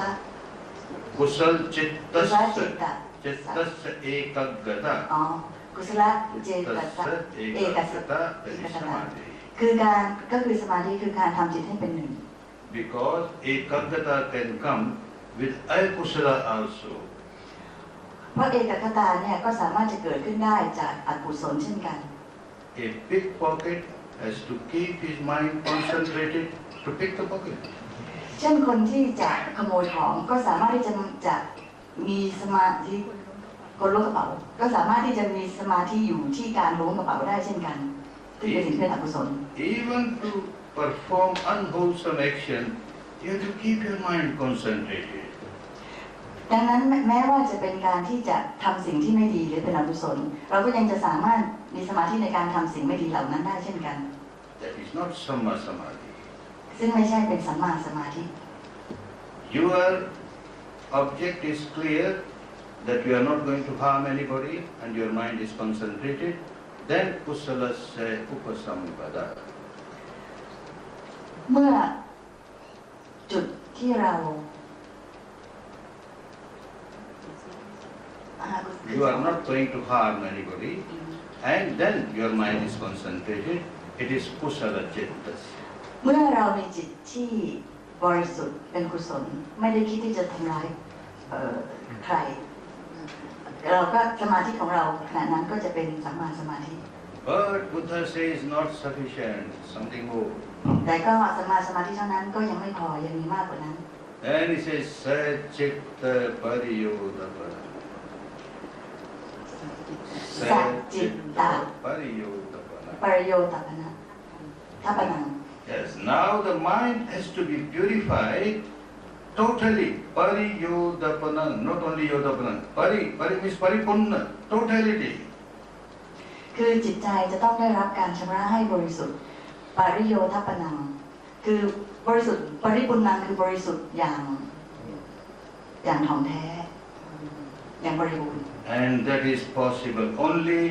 when you work with Vedana and purify at that level. Then the whole mind gets purified.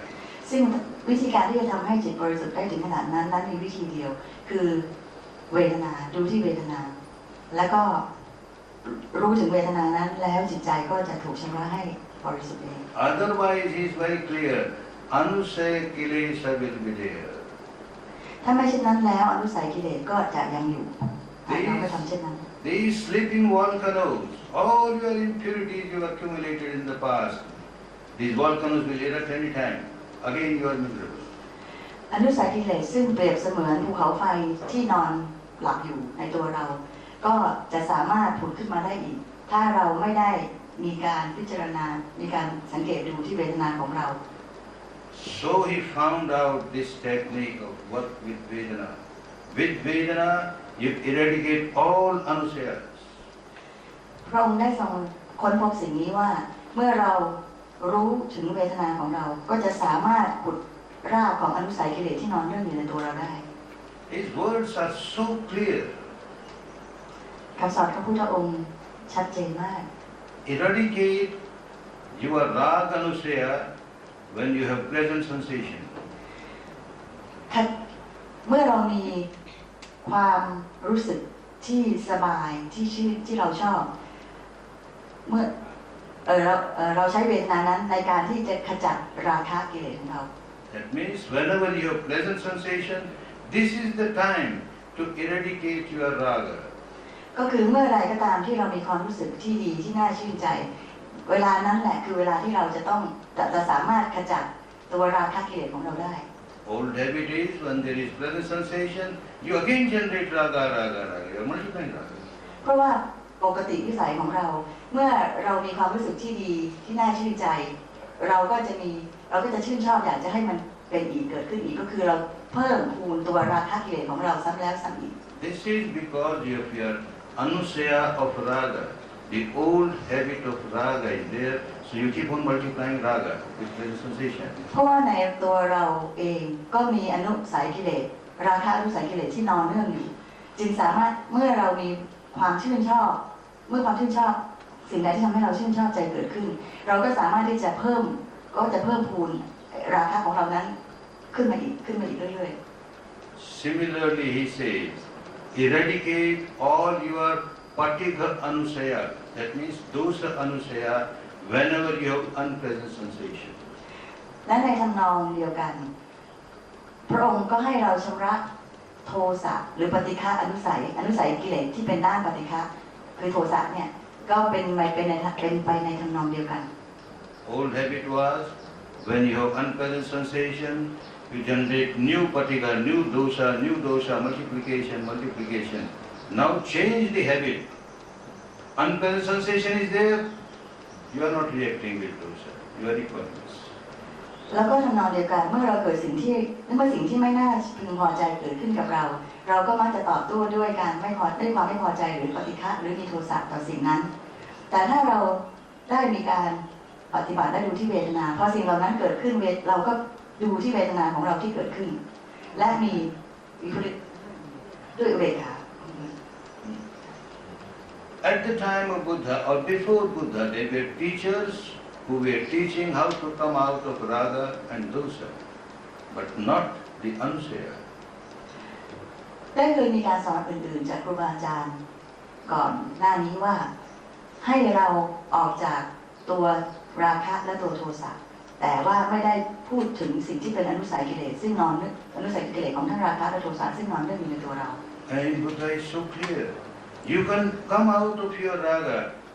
with the help of the pleasant sensation. You can come out of your dosa with the help of one present sensation. If we forget sensation, then we are not followers of Buddha, we are followers of other teachers. พระพุทธเจ้าได้ทรงสอนว่าเมื่อเรามีความรู้สึกที่ไม่ดีหรือความรู้สึกที่ดีเกิดขึ้นให้เราดูด้วยอุเบกขาถ้าเราไม่ได้ดูด้วยอุเบกขาก็เท่ากับว่าเราไม่ได้เจริญรอยตามสิ่งที่พระพุทธองค์ได้ทรงสอนหรือวางแนวทางไว้ Again, be careful. Never condemn people who are not working with sensation. At least they are doing something. At least at this level, good. ก็ขอให้ระลึกไว้เสมอว่าเราจะไม่มีการวิพากษ์วิจารณ์วิธีการปฏิบัติอื่นที่ไม่ได้รู้ที่เวทนาเพราะว่าสิ่งที่เขากระทำอยู่ก็มีประโยชน์ในส่วนที่เขากระทำอยู่ But when you understand Buddha properly, then work exactly as Buddha wanted you to work. แต่ถ้าเราเข้าใจชัดเจนในสิ่งที่พระพุทธองค์ทรงตรัสสอนในเรื่องเวทนานี้ก็ขอให้ปฏิบัติตามอย่างเคร่งครัด Take rest for some time. Your throat is tired. bodily sensation and not mental sensation ทำไมจึงให้ความสนใจเฉพาะเวทนาทางกายไม่สนใจที่เวทนาทางใจ This is not only bodily sensation. It is also mental sensation. ไม่ใช่เฉพาะเวทนาทางกายเท่านั้น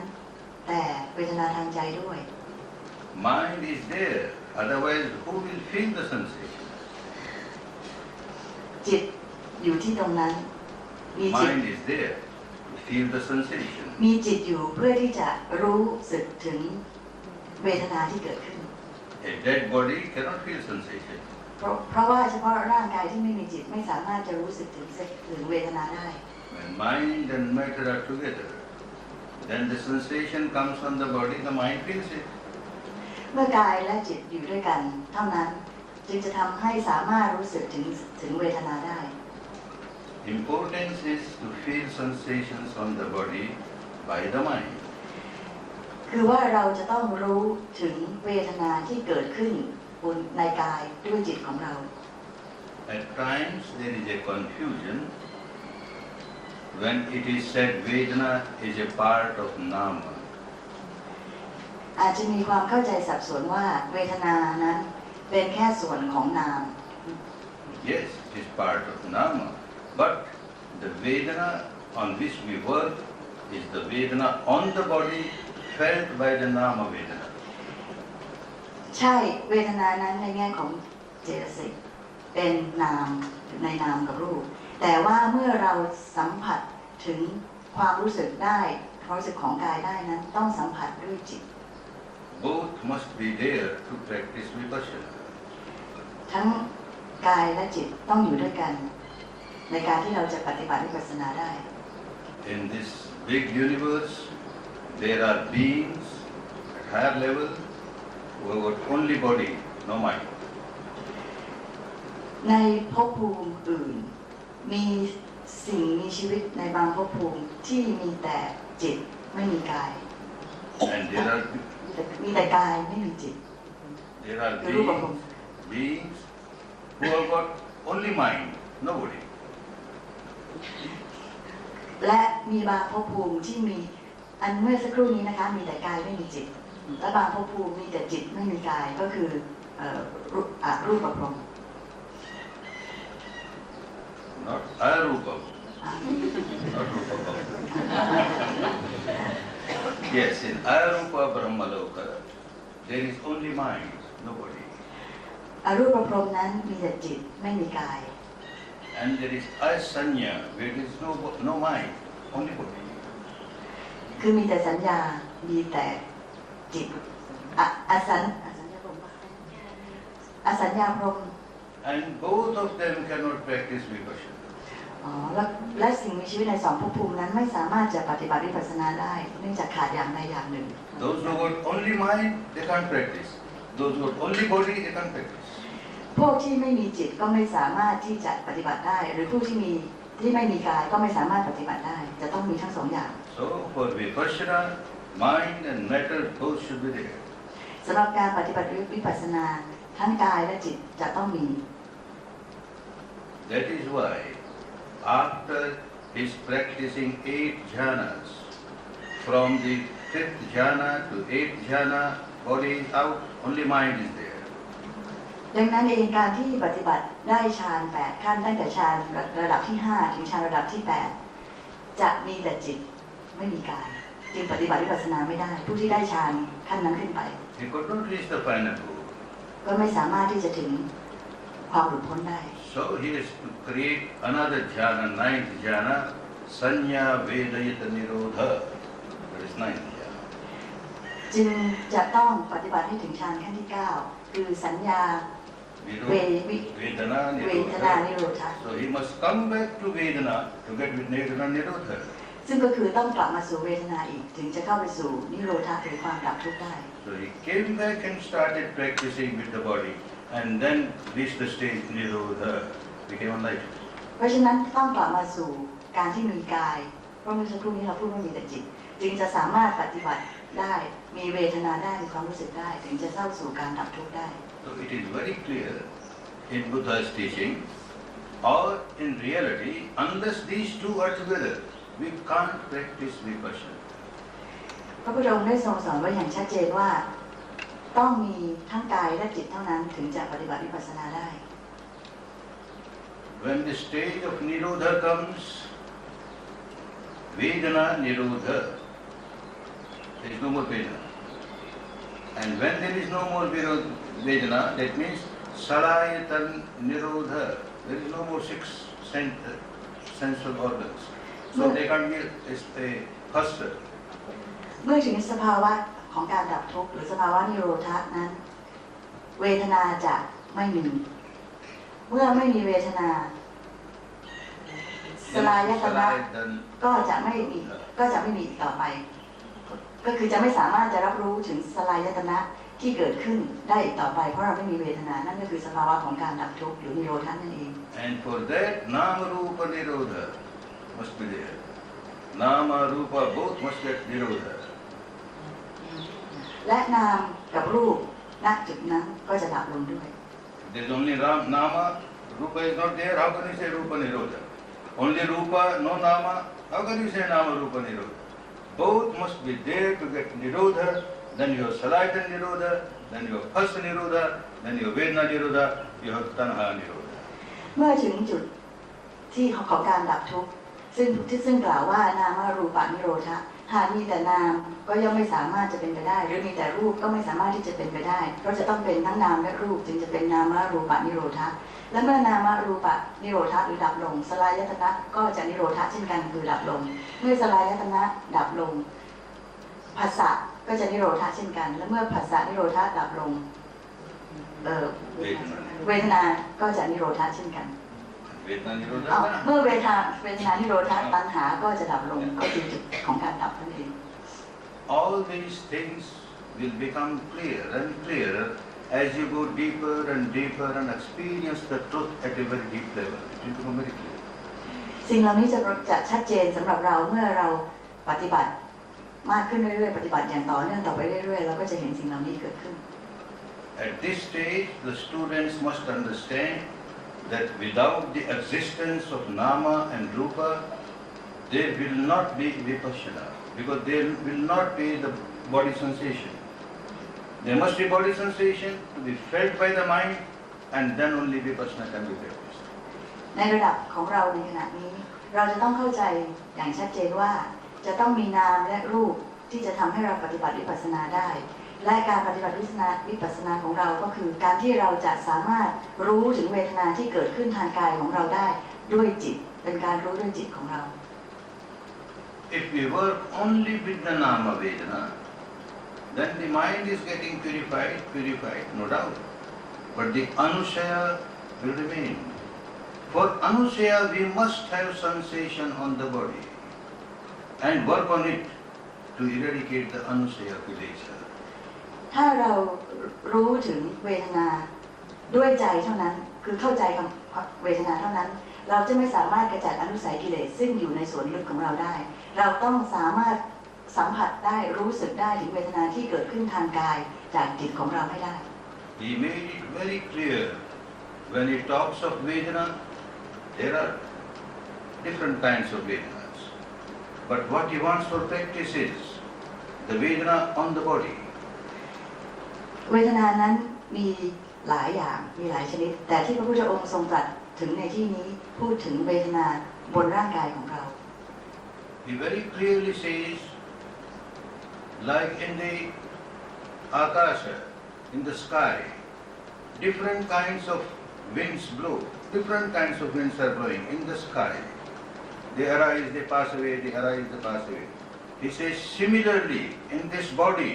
different kind of sensation arise, pass away, in the body. It's very clear. พระพุทธองค์เปรียบเทียบว่า การที่มีเปรียบเทียบถึงอากาศซึ่งมีลมพัดมาแล้วก็ดับไปลมพัดมาแล้วก็ดับไปเช่นเดียวกันเมื่อเราเข้ามาดูพิจารณาที่กายของเราก็จะมีการเกิดขึ้นและมีการดับไปของเวทนาเช่นกัน And a good meditator keeps on understanding the Vedana that has come will pass away like the wind coming on the sky and going away. และผู้ปฏิบัติที่ถูกต้องจะต้องสามารถรู้สึกและเข้าใจได้ว่าเวทนาที่เกิดขึ้นนั้นในที่สุดก็จะดับไปเหมือนกับลมที่พัดผ่านไป Understanding this reality of the body sensation, he keeps on eradicating the impurity at the deepest level and becomes an arhat. การที่เราเข้าใจก็ว่าเวทนาที่เกิดขึ้นนั้นมีการเกิดขึ้นและดับไปอยู่อย่างต่อเนื่องทำเช่นนี้อยู่อย่างต่อเนื่องในที่สุดเราก็จะสามารถก้าวเข้าสู่ความหลุดพ้นหรือการเป็นอรหันต์นั่นเอง He is very clear, such person will never take another birth. บุคคลผู้นั้นก็ไม่จำเป็นที่จะต้องเดินทางไม่จำเป็นที่จะต้องเกิดต่อไป Again, he gives the example of a rest house. People come from different directions. People of different communities. They come in this rest house, stay for a few days and go away. เหมือนกับบ้านพักกลางทางที่บุคคลเดินทางมาแล้วพักอยู่เมื่อพักแล้วก็เดินทางต่อไป They don't come there to stay. ไม่ได้มาเพื่อจะอยู่อย่างถาวร Similarly, he says, in this body, again in this body, different kinds of sensations come to go away. They go away. เช่นเดียวกันกับร่างกายของเราความรู้สึกหรือเวทนาต่างๆเกิดขึ้นเพื่อที่จะดับไป And a good meditator keeps on understanding. Vedana has come to go away. Vedana has come to go away, not to stay. ผู้ปฏิบัติวิปัสสนาที่ถูกต้องจะต้องเข้าใจว่าเวทนาเมื่อเข้ามาเมื่อเกิดขึ้นแล้วก็จะต้องดับไปเกิดขึ้นแล้วต้องไป He or she does not get disturbed by these Vedanas. เขาก็ไม่ควรจะมีความรู้สึกไม่พอใจหรือพอใจหรือมีความรู้สึกใดๆต่อเวทนานั้น As the sky does not get disturbed by these winds coming and going away. เหมือนกับท้องฟ้าหรืออากาศที่ไม่ได้มีความรู้สึกรู้สาไปกับลมที่พัดผ่านไปแต่อย่างใด The rest house does not get disturbed by people coming and going away. หรือบ้านพักกลางทางก็ไม่ได้มีความรู้สึก Rest for you.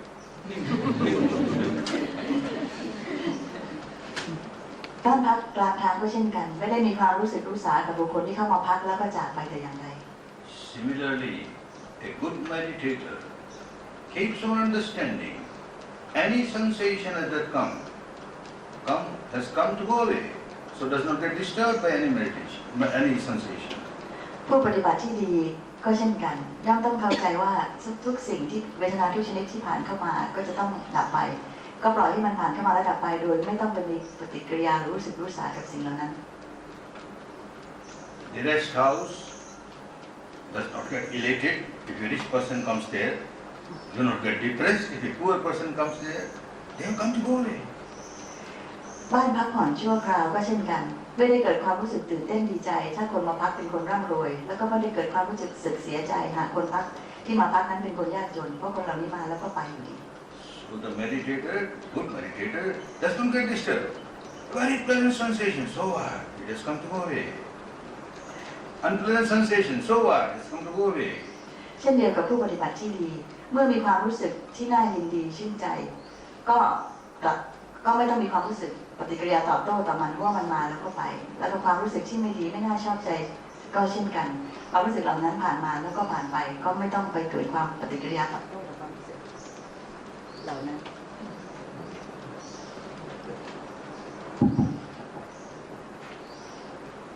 So it is very clear in the words of Buddha, the sensations are in the body.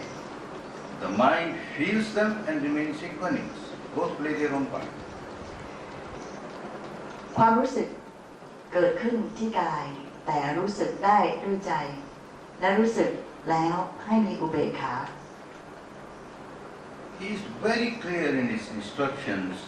In Patthana he says, a Sukha Vedana can result in another Sukha Vedana. A Sukha Vedana can result in a Dukkha Vedana. A Sukha Vedana can result in Nibbana. ในคัมภีร์ปฐานได้กล่าวถึงว่าสุขเวทนาก็สามารถที่จะเปลี่ยนไปเป็นสุขเวทนาอันอื่นได้และสุขเวทนาก็สามารถที่จะเป็นทุกขเวทนาได้และตัวสุขเวทนาก็จะสามารถนำไปสู่นิพพานได้ด้วย Similarly, a Dukkha Vedana may change into a Sukha Vedana,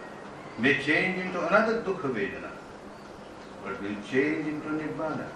เช่นการทุกขเวทนาก็อาจจะเปลี่ยนแปลงไปเป็นทุกขเวทนาชนิดอื่นหรือทุกขเวทนาก็อาจจะเปลี่ยนแปลงไปเป็นสุขเวทนาหรือทุกขเวทนาเองก็สามารถที่จะนำไปสู่นิพพานได้ So he says, Upanishaya, that means the base of Nibbana is the sensation, pleasant or unpleasant, which may keep on changing to pleasant, unpleasant, pleasant, unpleasant. Finally it will take us to goal of Nibbana. It's so clear in his words. เช่น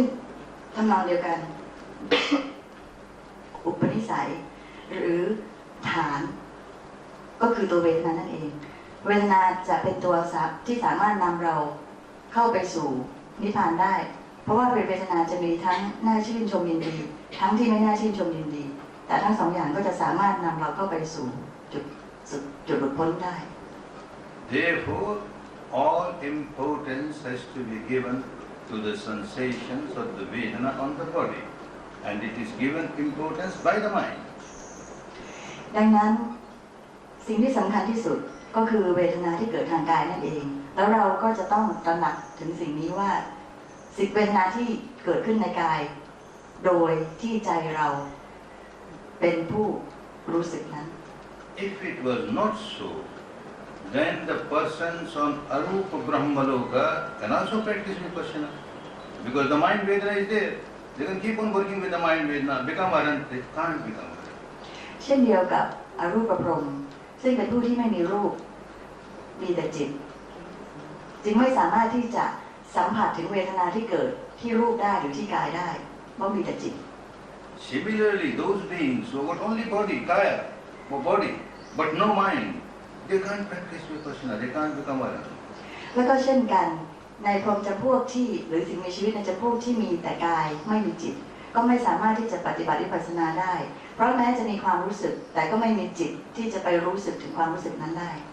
Therefore, we have to give importance to both basis body sensation and training is to the mind, not to react. That training is given to the mind, to the sensation of the body. ดังนั้นเราจึงต้องให้ความสำคัญกับสองส่วนคือฐานอันแรกสุดก็คือความรู้สึกหรือเวทนาที่เกิดขึ้นทางกายกับการฝึกจิตให้สามารถที่จะรับรู้ถึงเวทนาที่เกิดทางกายนั้นได้สองส่วนและวางอุเบกขา Therefore, we cannot ignore the sensations on the body if we want to work according to Buddha's teaching. ดังนั้นเราจึงจะไม่สามารถที่จะละเลย Cannot ignore body sensation if we have to work according to Buddha's teaching. เราไม่สามารถที่จะละเลยเวทนาที่เกิดขึ้นทางกายได้ถ้าเราต้องการที่จะเดินตามรอยของพระพุทธองค์ Enough? Good. Next question. Why move attention throughout the body ทำไมต้องเคลื่อนความสนใจไปทั่วร่างกาย Because we want to train the mind to feel sensation wherever there is rupa, wherever there is part of the body. เพราะว่าเราต้องการฝึกให้จิตของเราสามารถที่จะรับรู้ถึงความรู้สึกหรือเวทนาได้ในทุกๆส่วนของร่างกายในที่ใดที่เกิดเวทนาเราจะต้องรู้สึกถึงเวทนานั้นได้ Because Vedana is there throughout the body, on every part of the body, every particle of the body, Vedana is there. เพราะว่าในทุกๆส่วนทุกอนูของร่างกายเรามีเวทนา And you have to train your mind to remain equanimous with every Vedana on every part of the body. และเราจะต้องฝึกจิตของเราให้มีอุเบกขาต่อเวทนาทุกส่วนทุกอนูที่เกิดขึ้นกับร่างกายของเรา Therefore, you have to keep moving so that you can feel Vedana on every part of the body. ดังนั้นเราจึงต้องเคลื่อนสู่ทุกส่วนของร่างกายเราเพื่อเราจะได้สามารถรับรู้ถึงเวทนาที่เกิดขึ้นในทุกๆส่วนของร่างกายเรานั้น Moreover, when you are working on some part and then you jump on the other part and then you jump on the other part, you will be feeling only very gross, solidified, intensified, unpleasant sensation, like pain, pressure, heaviness, that's all. อีกประการหนึ่งถ้าเรากระโดดจากจุดหนึ่งไปจุดหนึ่งของร่างกายเราก็จะได้รู้สึกเฉพาะความรู้สึกหรือเวทนาที่หยาบๆเช่นความเจ็บปวดหรือความรู้สึกที่เห็นได้อย่างชัดเจนเท่านั้น And when you keep on feeling only gross sensation, your mind remains gross only, it cannot become subtle. และเมื่อเรารู้สึกแค่ความรู้สึกหยาบๆทางกายจิตใจเราก็จะหยาบไม่สามารถที่จะสัมผัสได้ถึงความรู้สึกที่ละเอียดกว่านั้นได้ But when the mind keeps on moving everywhere, starts feeling all kinds of sensation, gross, subtle, whatever it is, starts feeling everywhere different kind of sensation. แต่เมื่อเราเคลื่อนความสนใจไปทุกส่วนจิตเราก็จะสามารถรับรู้ถึงเวทนาที่เกิดขึ้นในทุกๆส่วนทั้งหยาบทั้งละเอียดทั้งหยาบทั้งละเอียดซึ่งจะทำให้จิตของเราละเอียดขึ้น Very soon a time comes when there is no blind area anywhere in the body. จนกระทั่งมาถึงตอนที่เราสามารถที่จะรู้ได้จะไม่มีจุดบอดจุดใดในร่างกายของเราที่เราจะไม่สามารถรู้สึกถึงเวทนาได้ There is sensation everywhere. This is law of nature. Truth. Everywhere there is sensation. ทุกส่วนของร่างกายเราจะต้องมีเวทนานี่คือธรรมชาตินี่คือความจริงของธรรมชาติ And moving again and again over the body, the mind becomes very sensitive and feels different kinds of sensations everywhere on the body. แล้วเมื่อเราเคลื่อนความสนใจ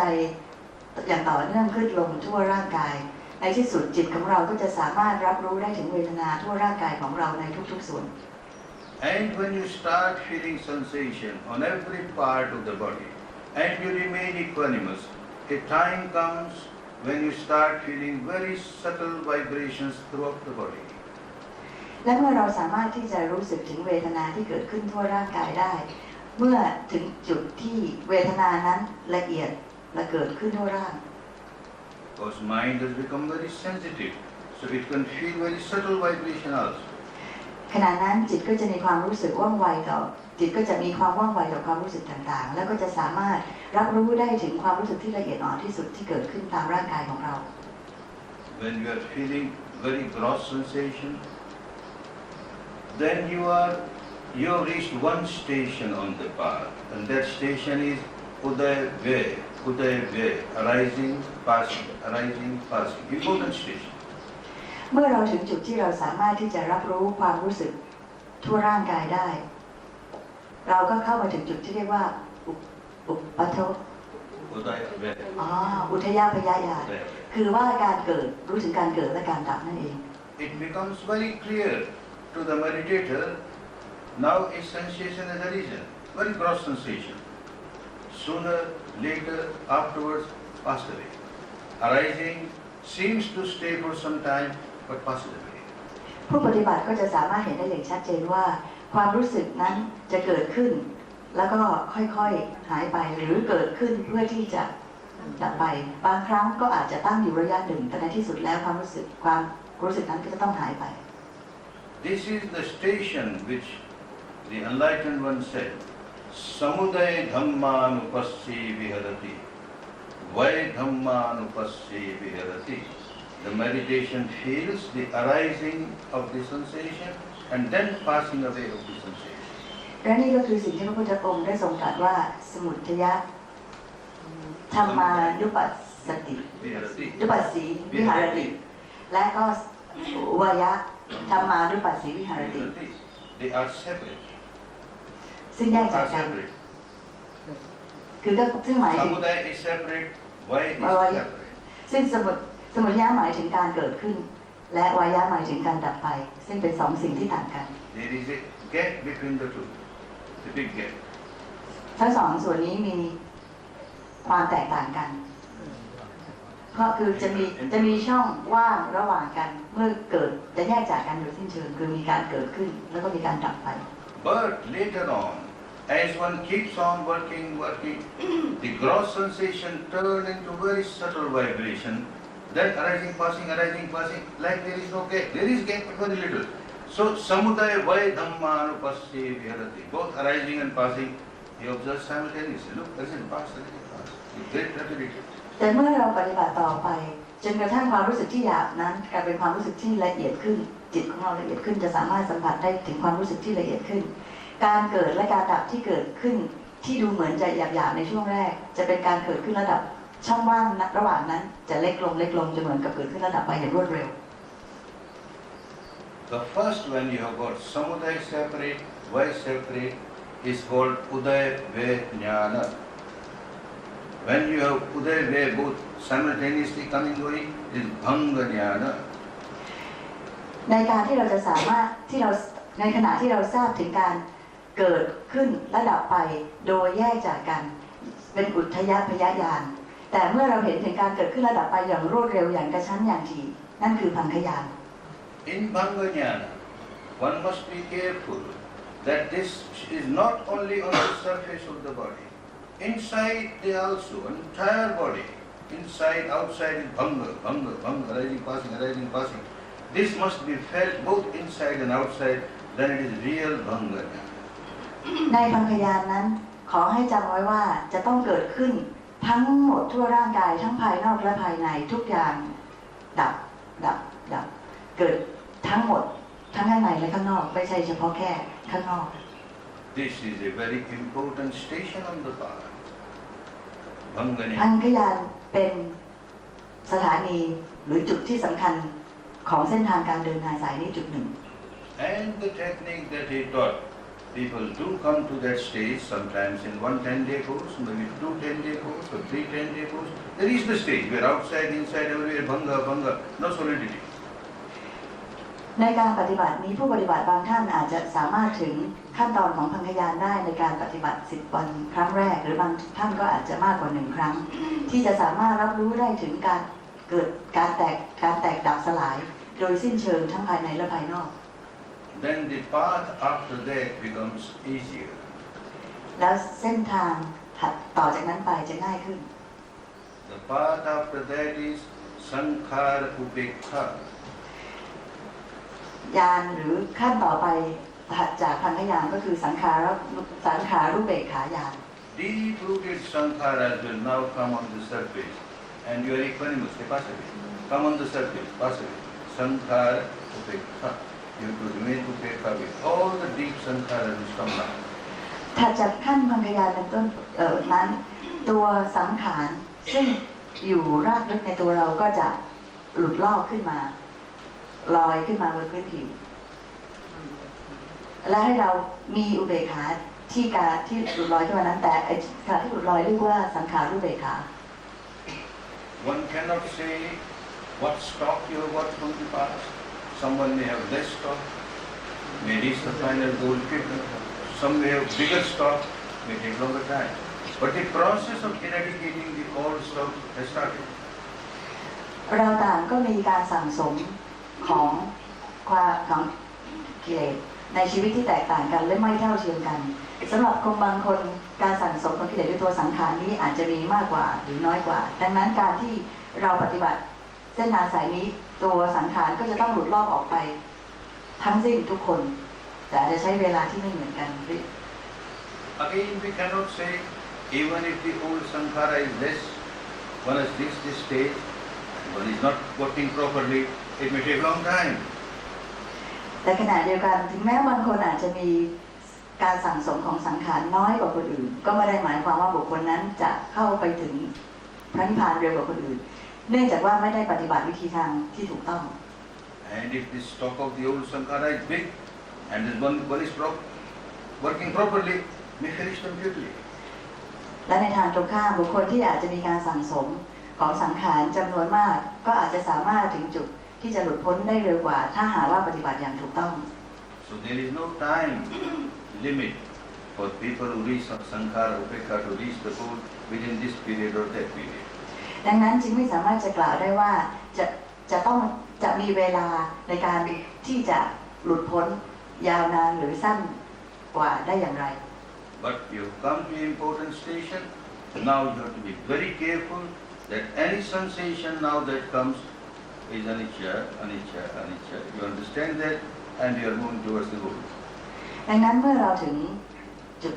ของการปฏิบัติที่สำคัญในแต่ละจุดเราก็จะต้องใส่ใจและจดจำไว้เสมอว่าทุกสิ่งนั้นเป็นอนิจจารู้ถึงความเป็นอนิจจังของมันแล้วเราก็จะสามารถจะก้าวหน้าไปในการปฏิบัติแล้วเข้าถึงความหลุดพ้นได้ในที่สุด Therefore, from the beginning when you start practicing vipassana, till you reach the final goal of liberation, nibbana, these sensations on the body play a very important role. ดังนั้นตั้งแต่การเริ่มต้นของการปฏิบัติเป็นต้นไปจนกระทั่งถึงวาระสุดท้ายของการที่เราจะหลุดพ้นจากความทุกข์เวทนาเป็นสิ่งที่สำคัญที่สุดที่เราจะต้องให้ความใส่ใจและติดตามสังเกต If we make proper use of this sensation on the body, we reach the goal easily. If you don't know how to make use of these sensations, we may get more entangled in misery. แต่ในการที่เรารู้ถึงเวทนาที่เกิดขึ้นนั้นถ้าเรารู้อย่างถูกต้องคือรู้ด้วยการมีอุเบกขาเราก็จะสามารถเข้าไปสู่ความหลุดพ้นได้แต่ถ้าเรารู้ถึงความรู้สึกนั้นอย่างไม่ถูกต้องเราก็จะสั่งสมตัวสังขารต่อไปอีก Therefore, a good meditator has to keep on understanding that any sensation that has arisen to liberate me. ดังนั้นผู้ปฏิบัติที่ดีจึงพึงตระหนักอยู่เสมอว่าในความรู้สึกทุกอย่างที่เกิดขึ้นหรือเวทนาทุกอย่างที่เกิดขึ้นนั้นเป็นสิ่งที่เราจะต้องคือเป็นสิ่งที่จะเป็นประโยชน์และเราจะใช้สิ่งนี้ตัวเวทนานี้เป็นตัวที่นำเราไปสู่ความหลุดพ้น If sukha vedana has come, it is to eradicate my raga anusaya. เช่นถ้าสุขเวทนาหรือความรู้สึกที่น่าชื่นชมยินดีเกิดขึ้นเราก็ใช้ตรงนี้ในการกำจัดหรือชำระตัวราคะกิเลสของเรา If dukkha vedana has come, it has come to eradicate my patika anusaya, dvesha anusaya. ทำนองเดียวกันเมื่อทุกขเวทนาเกิดขึ้นเราก็ใช้ตัวทุกขเวทนานั้นในการที่จะขจัดหรือชำระปฏิฆะกิเลสของเรา One must be happy with every sensation. เพราะฉะนั้นทุกคนควรจะดีใจที่เราได้มีทั้งสุขเวทนาและทุกขเวทนาเพื่อที่จะใช้สิ่งนี้ในการชำระตัวกิเลสของเรานั่นเอง Make proper use of the sensation. จงใช้เวทนาของเราอย่างถูกต้องคือใช้ด้วยอุเบกขานั่นเอง If you get sukha vedana and you become very highly elated, oh wonderful, I get a free flow now, I am far away from everybody else, I am such a good meditator, you are not a good meditator. ถ้าเรามีสุขเวทนาหรือความรู้สึกที่ชื่นชมที่น่าชื่นใจแล้วเราตื่นเต้นดีใจกับสิ่งเหล่านั้นเรารู้สึกว่าเราได้อะไรเป็นพิเศษคนอื่นไม่ได้เหมือนเราความจริงแล้วนั่นไม่ใช่เราไม่ได้ปฏิบัติในเส้นทางที่ถูกต้อง And when you get dukkha vedana again, you feel so depressed. My meditation was so good in the morning and now I have missed it. Now there is dukkha vedana. You are not a good meditator. แล้วก็ในทำนองเดียวกันเมื่อเรามีทุกขเวทนาแล้วเราเกิดความเศร้าหมองหดหู่รู้สึกว่าเมื่อเช้าเรายังมีสุขเวทนาตอนนี้เราไม่มีเราก็ไม่ใช่นักปฏิบัติที่ดีเช่นกัน A good meditator welcomes any vedana. Come, you are my friend. Come. สำหรับผู้ปฏิบัติวิปัสสนาที่ดีจะต้องยินดีต้อนรับเวทนาทุกชนิดที่เข้ามาประดุจเพื่อน Every sensation is a tool for me to get liberated. เพราะว่าเวทนาทุกชนิดเป็นเครื่องมือของเราที่จะทำให้เราหลุดพ้นจากความทุกข์นั่นเอง That is why Buddha gave so much importance to these sensations, and that is why every meditator must give so much importance to my sensations, for sensations. นี่แหละคือเหตุผลที่ทำไมพระพุทธองค์ถึงได้ให้ความสำคัญกับเวทนายิ่งนักเราในฐานะผู้ปฏิบัติก็ต้องทำเช่นกันคือให้ความสำคัญกับเวทนาที่เกิดขึ้น Instead of going from one place to other place with gross sensation, keep moving so that you get sensation everywhere, and you learn how to remain equanimous with every sensation. ดังนั้นแทนที่เราจะไปสนใจในจุดต่างๆที่เกิดเวทนาหยาบๆกระโดดไปกระโดดมา ให้เราเคลื่อนความสนใจไล่ไปตามลำดับของร่างกายให้ได้รับถึงเวทนาทั้งหมดและให้มีอุเบกขาต่อเวทนาเหล่านั้น Good. Clear? Your question is answered? All right. Go ahead.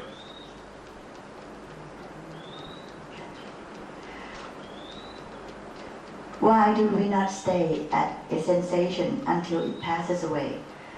ทำไมไม่เพ่งดูความรู้สึกจนกว่าความรู้สึกนั้นจะหายไป Yes. You stay at a sensation until it passes away. That means the sensation is very gross. It takes time to pass away. A pressure or heaviness or pain, it takes time to pass away. การที่เราสังเกตเวทนาบางอย่างและดูมันจนกระทั่งมันดับไปนั้นเวทนาชนิดนี้จะเป็นเวทนาที่หยาบซึ่งจะใช้เวลาระยะหนึ่งก่อนที่มันจะดับไป So if you stay with this gross sensation for a long time till it passes away, your mind also remains gross. It can't become subtle. การที่เราเฝ้าดูหรือสังเกตเวทนาอันหยาบๆซึ่งใช้เวลาระยะหนึ่งก่อนที่จะดับไปนั้นก็จะทำให้จิตใจของเราหยาบด้วย And we want our mind to become sharp and sharp and subtle and subtle. So it must be able to feel every kind of sensation. แต่ในวิธีทางปฏิบัติสายนี้เราต้องการให้จิตใจของเราละเอียดขึ้นและสามารถที่จะสัมผัสได้ถึงเวทนาทุกชนิดทั้งหยาบและละเอียด So if you are staying at a gross sensation for a very long time, mind will remain gross for a very long time, and then you jump from one gross sensation to another gross sensation, to another gross sensation. How will you feel subtle sensation? It will take very long time. ดังนั้นการที่เราจดจ่อการที่เราเฝ้าสังเกตเวทนาที่หยาบแล้วอยู่ที่ตรงนั้นเป็นระยะเวลาหนึ่งนานๆจิตเราก็จะหยาบอยู่แบบนั้นและเมื่อเรากระโดดไปที่จุดอื่นที่มีเวทนาที่หยาบเหมือนกันจิตเราก็ยังคงหยาบอยู่และกระโดดไปที่จุดต่อไปก็เช่นกันจิตเราก็จะหยาบอยู่ตลอดเวลาก็ไม่สามารถที่จะสัมผัสได้ถึงเวทนาที่ละเอียดอ่อนไปกว่านั้นซึ่งมีอยู่ทั่วร่างกายของเรา Again, we must not condemn people who are working only with gross sensation from here to there, but we must understand that when we keep on moving, very soon we come to the stage where we can feel subtle sensation easily. เราก็จะไม่พูดถึงวิธีการปฏิบัติที่อาจจะให้ความสนใจเฉพาะเวทนาที่หยาบแต่ว่าสำหรับเราแล้วเราจะเคลื่อนความสนใจไปเรื่อยๆตลอดทั่วร่างกายเพื่อที่จะให้สามารถสัมผัสได้ถึงเวทนาทั้งหยาบและละเอียด Mind is capable to feel both, the gross, the subtle, and both are impermanent. Your mind becomes more established in them. จิตของเรานั้นมีความสามารถที่จะสัมผัสและรับรู้ได้ถึงเวทนาทั้งที่หยาบและที่ละเอียดและการที่เราสามารถจะสัมผัสได้ถึงความรู้สึกทั้งหมดนี้เองจะทำให้เราได้เข้าถึงธรรมะอย่างลึกซึ้งขึ้น Therefore, keep moving. Don't get stuck at one place. ดังนั้นก็ขอให้เคลื่อนความสนใจไปตลอดร่างอย่าหยุดหน้าที่ที่หนึ่งเป็นระยะเวลาจนกระทั่งมันหายไป Is free flow on the surface of the body same as panka? Could you describe panka character? การลื่นไหลตลอดร่างกายเป็นพังคะเสมอไปหรือไม่กรุณาอธิบาย I explained just now, the surface bhanga is partial bhanga, not full bhanga. But outside, inside, everywhere, every atom is just arising, passing. That is real bhanga. There is no solidity at all. ท่านอาจารย์ได้อธิบายให้ฟังก่อนหน้านี้แล้วเกี่ยวกับพังคะญาณว่าการดับสลายที่อยู่เฉพาะบริเวณพื้นผิวไม่ใช่เป็นพังคญาณแต่จะต้องทั้งภายในทั้งภายนอกต้องดับสลายอย่างบริบูรณ์อย่างสิ้นเชิงถึงจะใช่พังคะ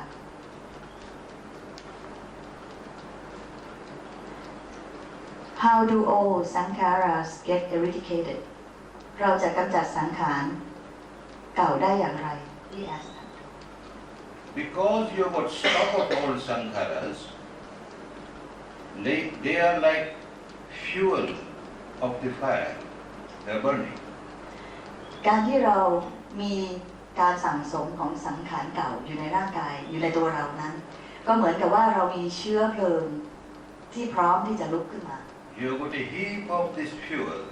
and you keep on supplying more fuel. Whatever new fuel you give will keep on burning. The old one will remain stocked there. การที่เรามีเชื้อเพลิงที่พร้อมที่จะลุกไหม้อยู่แล้วนี้แล้วเราก็เพิ่มใส่เชื้อเพลิงเข้าไปอีกเรื่อยๆก็จะทำให้เราสั่งสมคือตัวสังขาราที่เราสั่งสมนี้ก็พร้อมที่จะลุกไหม้ขึ้นมา When you stop giving new fuel, the old one will get consumed and they will get eradicated soon. แต่เมื่อเราหยุดให้เชื้อเพลิงเชื้อที่จะทำให้ลุกไหม้นั้นของเก่าเชื้อเก่าจะค่อยๆหมดไปเอง So the only way to get liberation is don't generate a new sankhara. Old will automatically go away. We need not work for the old ones. They will go away because they are not giving you supply. เมื่อเราไม่ได้เพิ่มของใหม่เข้ามาของเก่าก็จะถูกใช้จนหมดไปก็เช่นเดียวกันเมื่อเราไม่เพิ่มเชื้อเพลิงที่จะทำให้เราลุกไหม้ขึ้นของเก่าซึ่งอยู่ในสต็อกที่เราเก็บอยู่มันก็จะค่อยๆหลุดล่อออกไป So don't try to do anything to eradicate the old sankhara. What you have to try is don't generate a new sankhara. Rest the Dhamma will do. เพราะฉะนั้นเราไม่ต้องไปพยายามที่จะไปขุดเอาสต็อกที่เราเก็บสะสมนั้นออกเพียงแต่หยุดในการสร้างของใหม่สร้างสต็อกใหม่หรือสังขารใหม่แล้วของเก่าเนี่ยก็จะหลุดล่อไปเองตามธรรมชาติเป็นนี่คือธรรมะ Good. Why not maintain awareness while walking, etc., or while doing all bodily activities? ทำไมจึงในการปฏิบัติสายนี้จึงไม่มีการเดินจงกรมหรือการพิจารณาอิริยาบถต่าง Who told you not to be aware while walking? You are to be aware while walking, eating every time. But when you start getting sensation, without getting sensation, you are aware walking, you are aware eating is meaningless. Meaningless means not according to Buddha's teaching. On the 7th day or 8th day, we train people. Now, when you are walking, you must be aware of sensations. You are walking, you are aware of walking, you are aware of sensation. You are eating, you are aware of eating, you are aware of sensation. Till then, you have not felt the sensation. How can you be aware of only walking, only eating? It must be with sensation. ๆในความจริงแล้วในการปฏิบัติสายนี้ต้องการให้เรารู้หรือมีสติต่อไม่ว่าจะเป็นอิริยาบถใดๆจะเป็นการเดินการกินหรืออะไรก็ตามแต่จุดที่สำคัญกว่านั้นคือไม่ใช่รับรู้แค่การเคลื่อนหรือการเดินแต่ให้รู้ถึงเวทนาที่เกิดขึ้นในขณะที่เราเคลื่อนหรือเราเดินหรือเราทำอิริยาบถต่างๆ And when you come for long courses, 20 days, 30 days, 45 days, now 60 days, 90 days, when you come to those courses from the very beginning, during Anapana, you are aware, you are walking, you are aware of breath. You are eating, you are aware eating, you are aware of breath. After Vipassana, you are walking, you are aware of walking and sensation. You are aware of eating and sensation. All the time, from the first day till the last day. ในคอร์สที่สั้นจะให้เริ่มให้ความใส่ใจในการเดินหรืออิริยาบถต่างๆนี่ประมาณวันที่7หรือวันที่8แต่ในคอร์สยาวขึ้นเช่นตั้งแต่30วัน60วัน90วันจะเริ่มต้นของการปฏิบัติจะเริ่มให้ความสนใจในทุกๆอย่างที่เราปฏิบัติในแต่ละวันไม่ว่าจะเป็นการเดินการเข้ารับประทานอาหารหรือสิ่งต่างๆเราจะต้องรู้ถึงเวทนาที่เกิดขึ้นตั้งแต่วินาทีแรกที่เราเริ่มก้าวสู่การปฏิบัติ Proper direction must be given at proper time. เพราะการที่จะแนะนำวิธีการปฏิบัติอย่างใดอย่างหนึ่งจะต้องให้ที่ถูกกาลถูกเวลาที่เหมาะสมกับกาลเวลานั้นๆ So that is why on the 7th day we say students, you be aware of walking and you be aware of sensation. You be aware of doing any action, bodily action, and be aware of sensation. We can't say that on the first day. And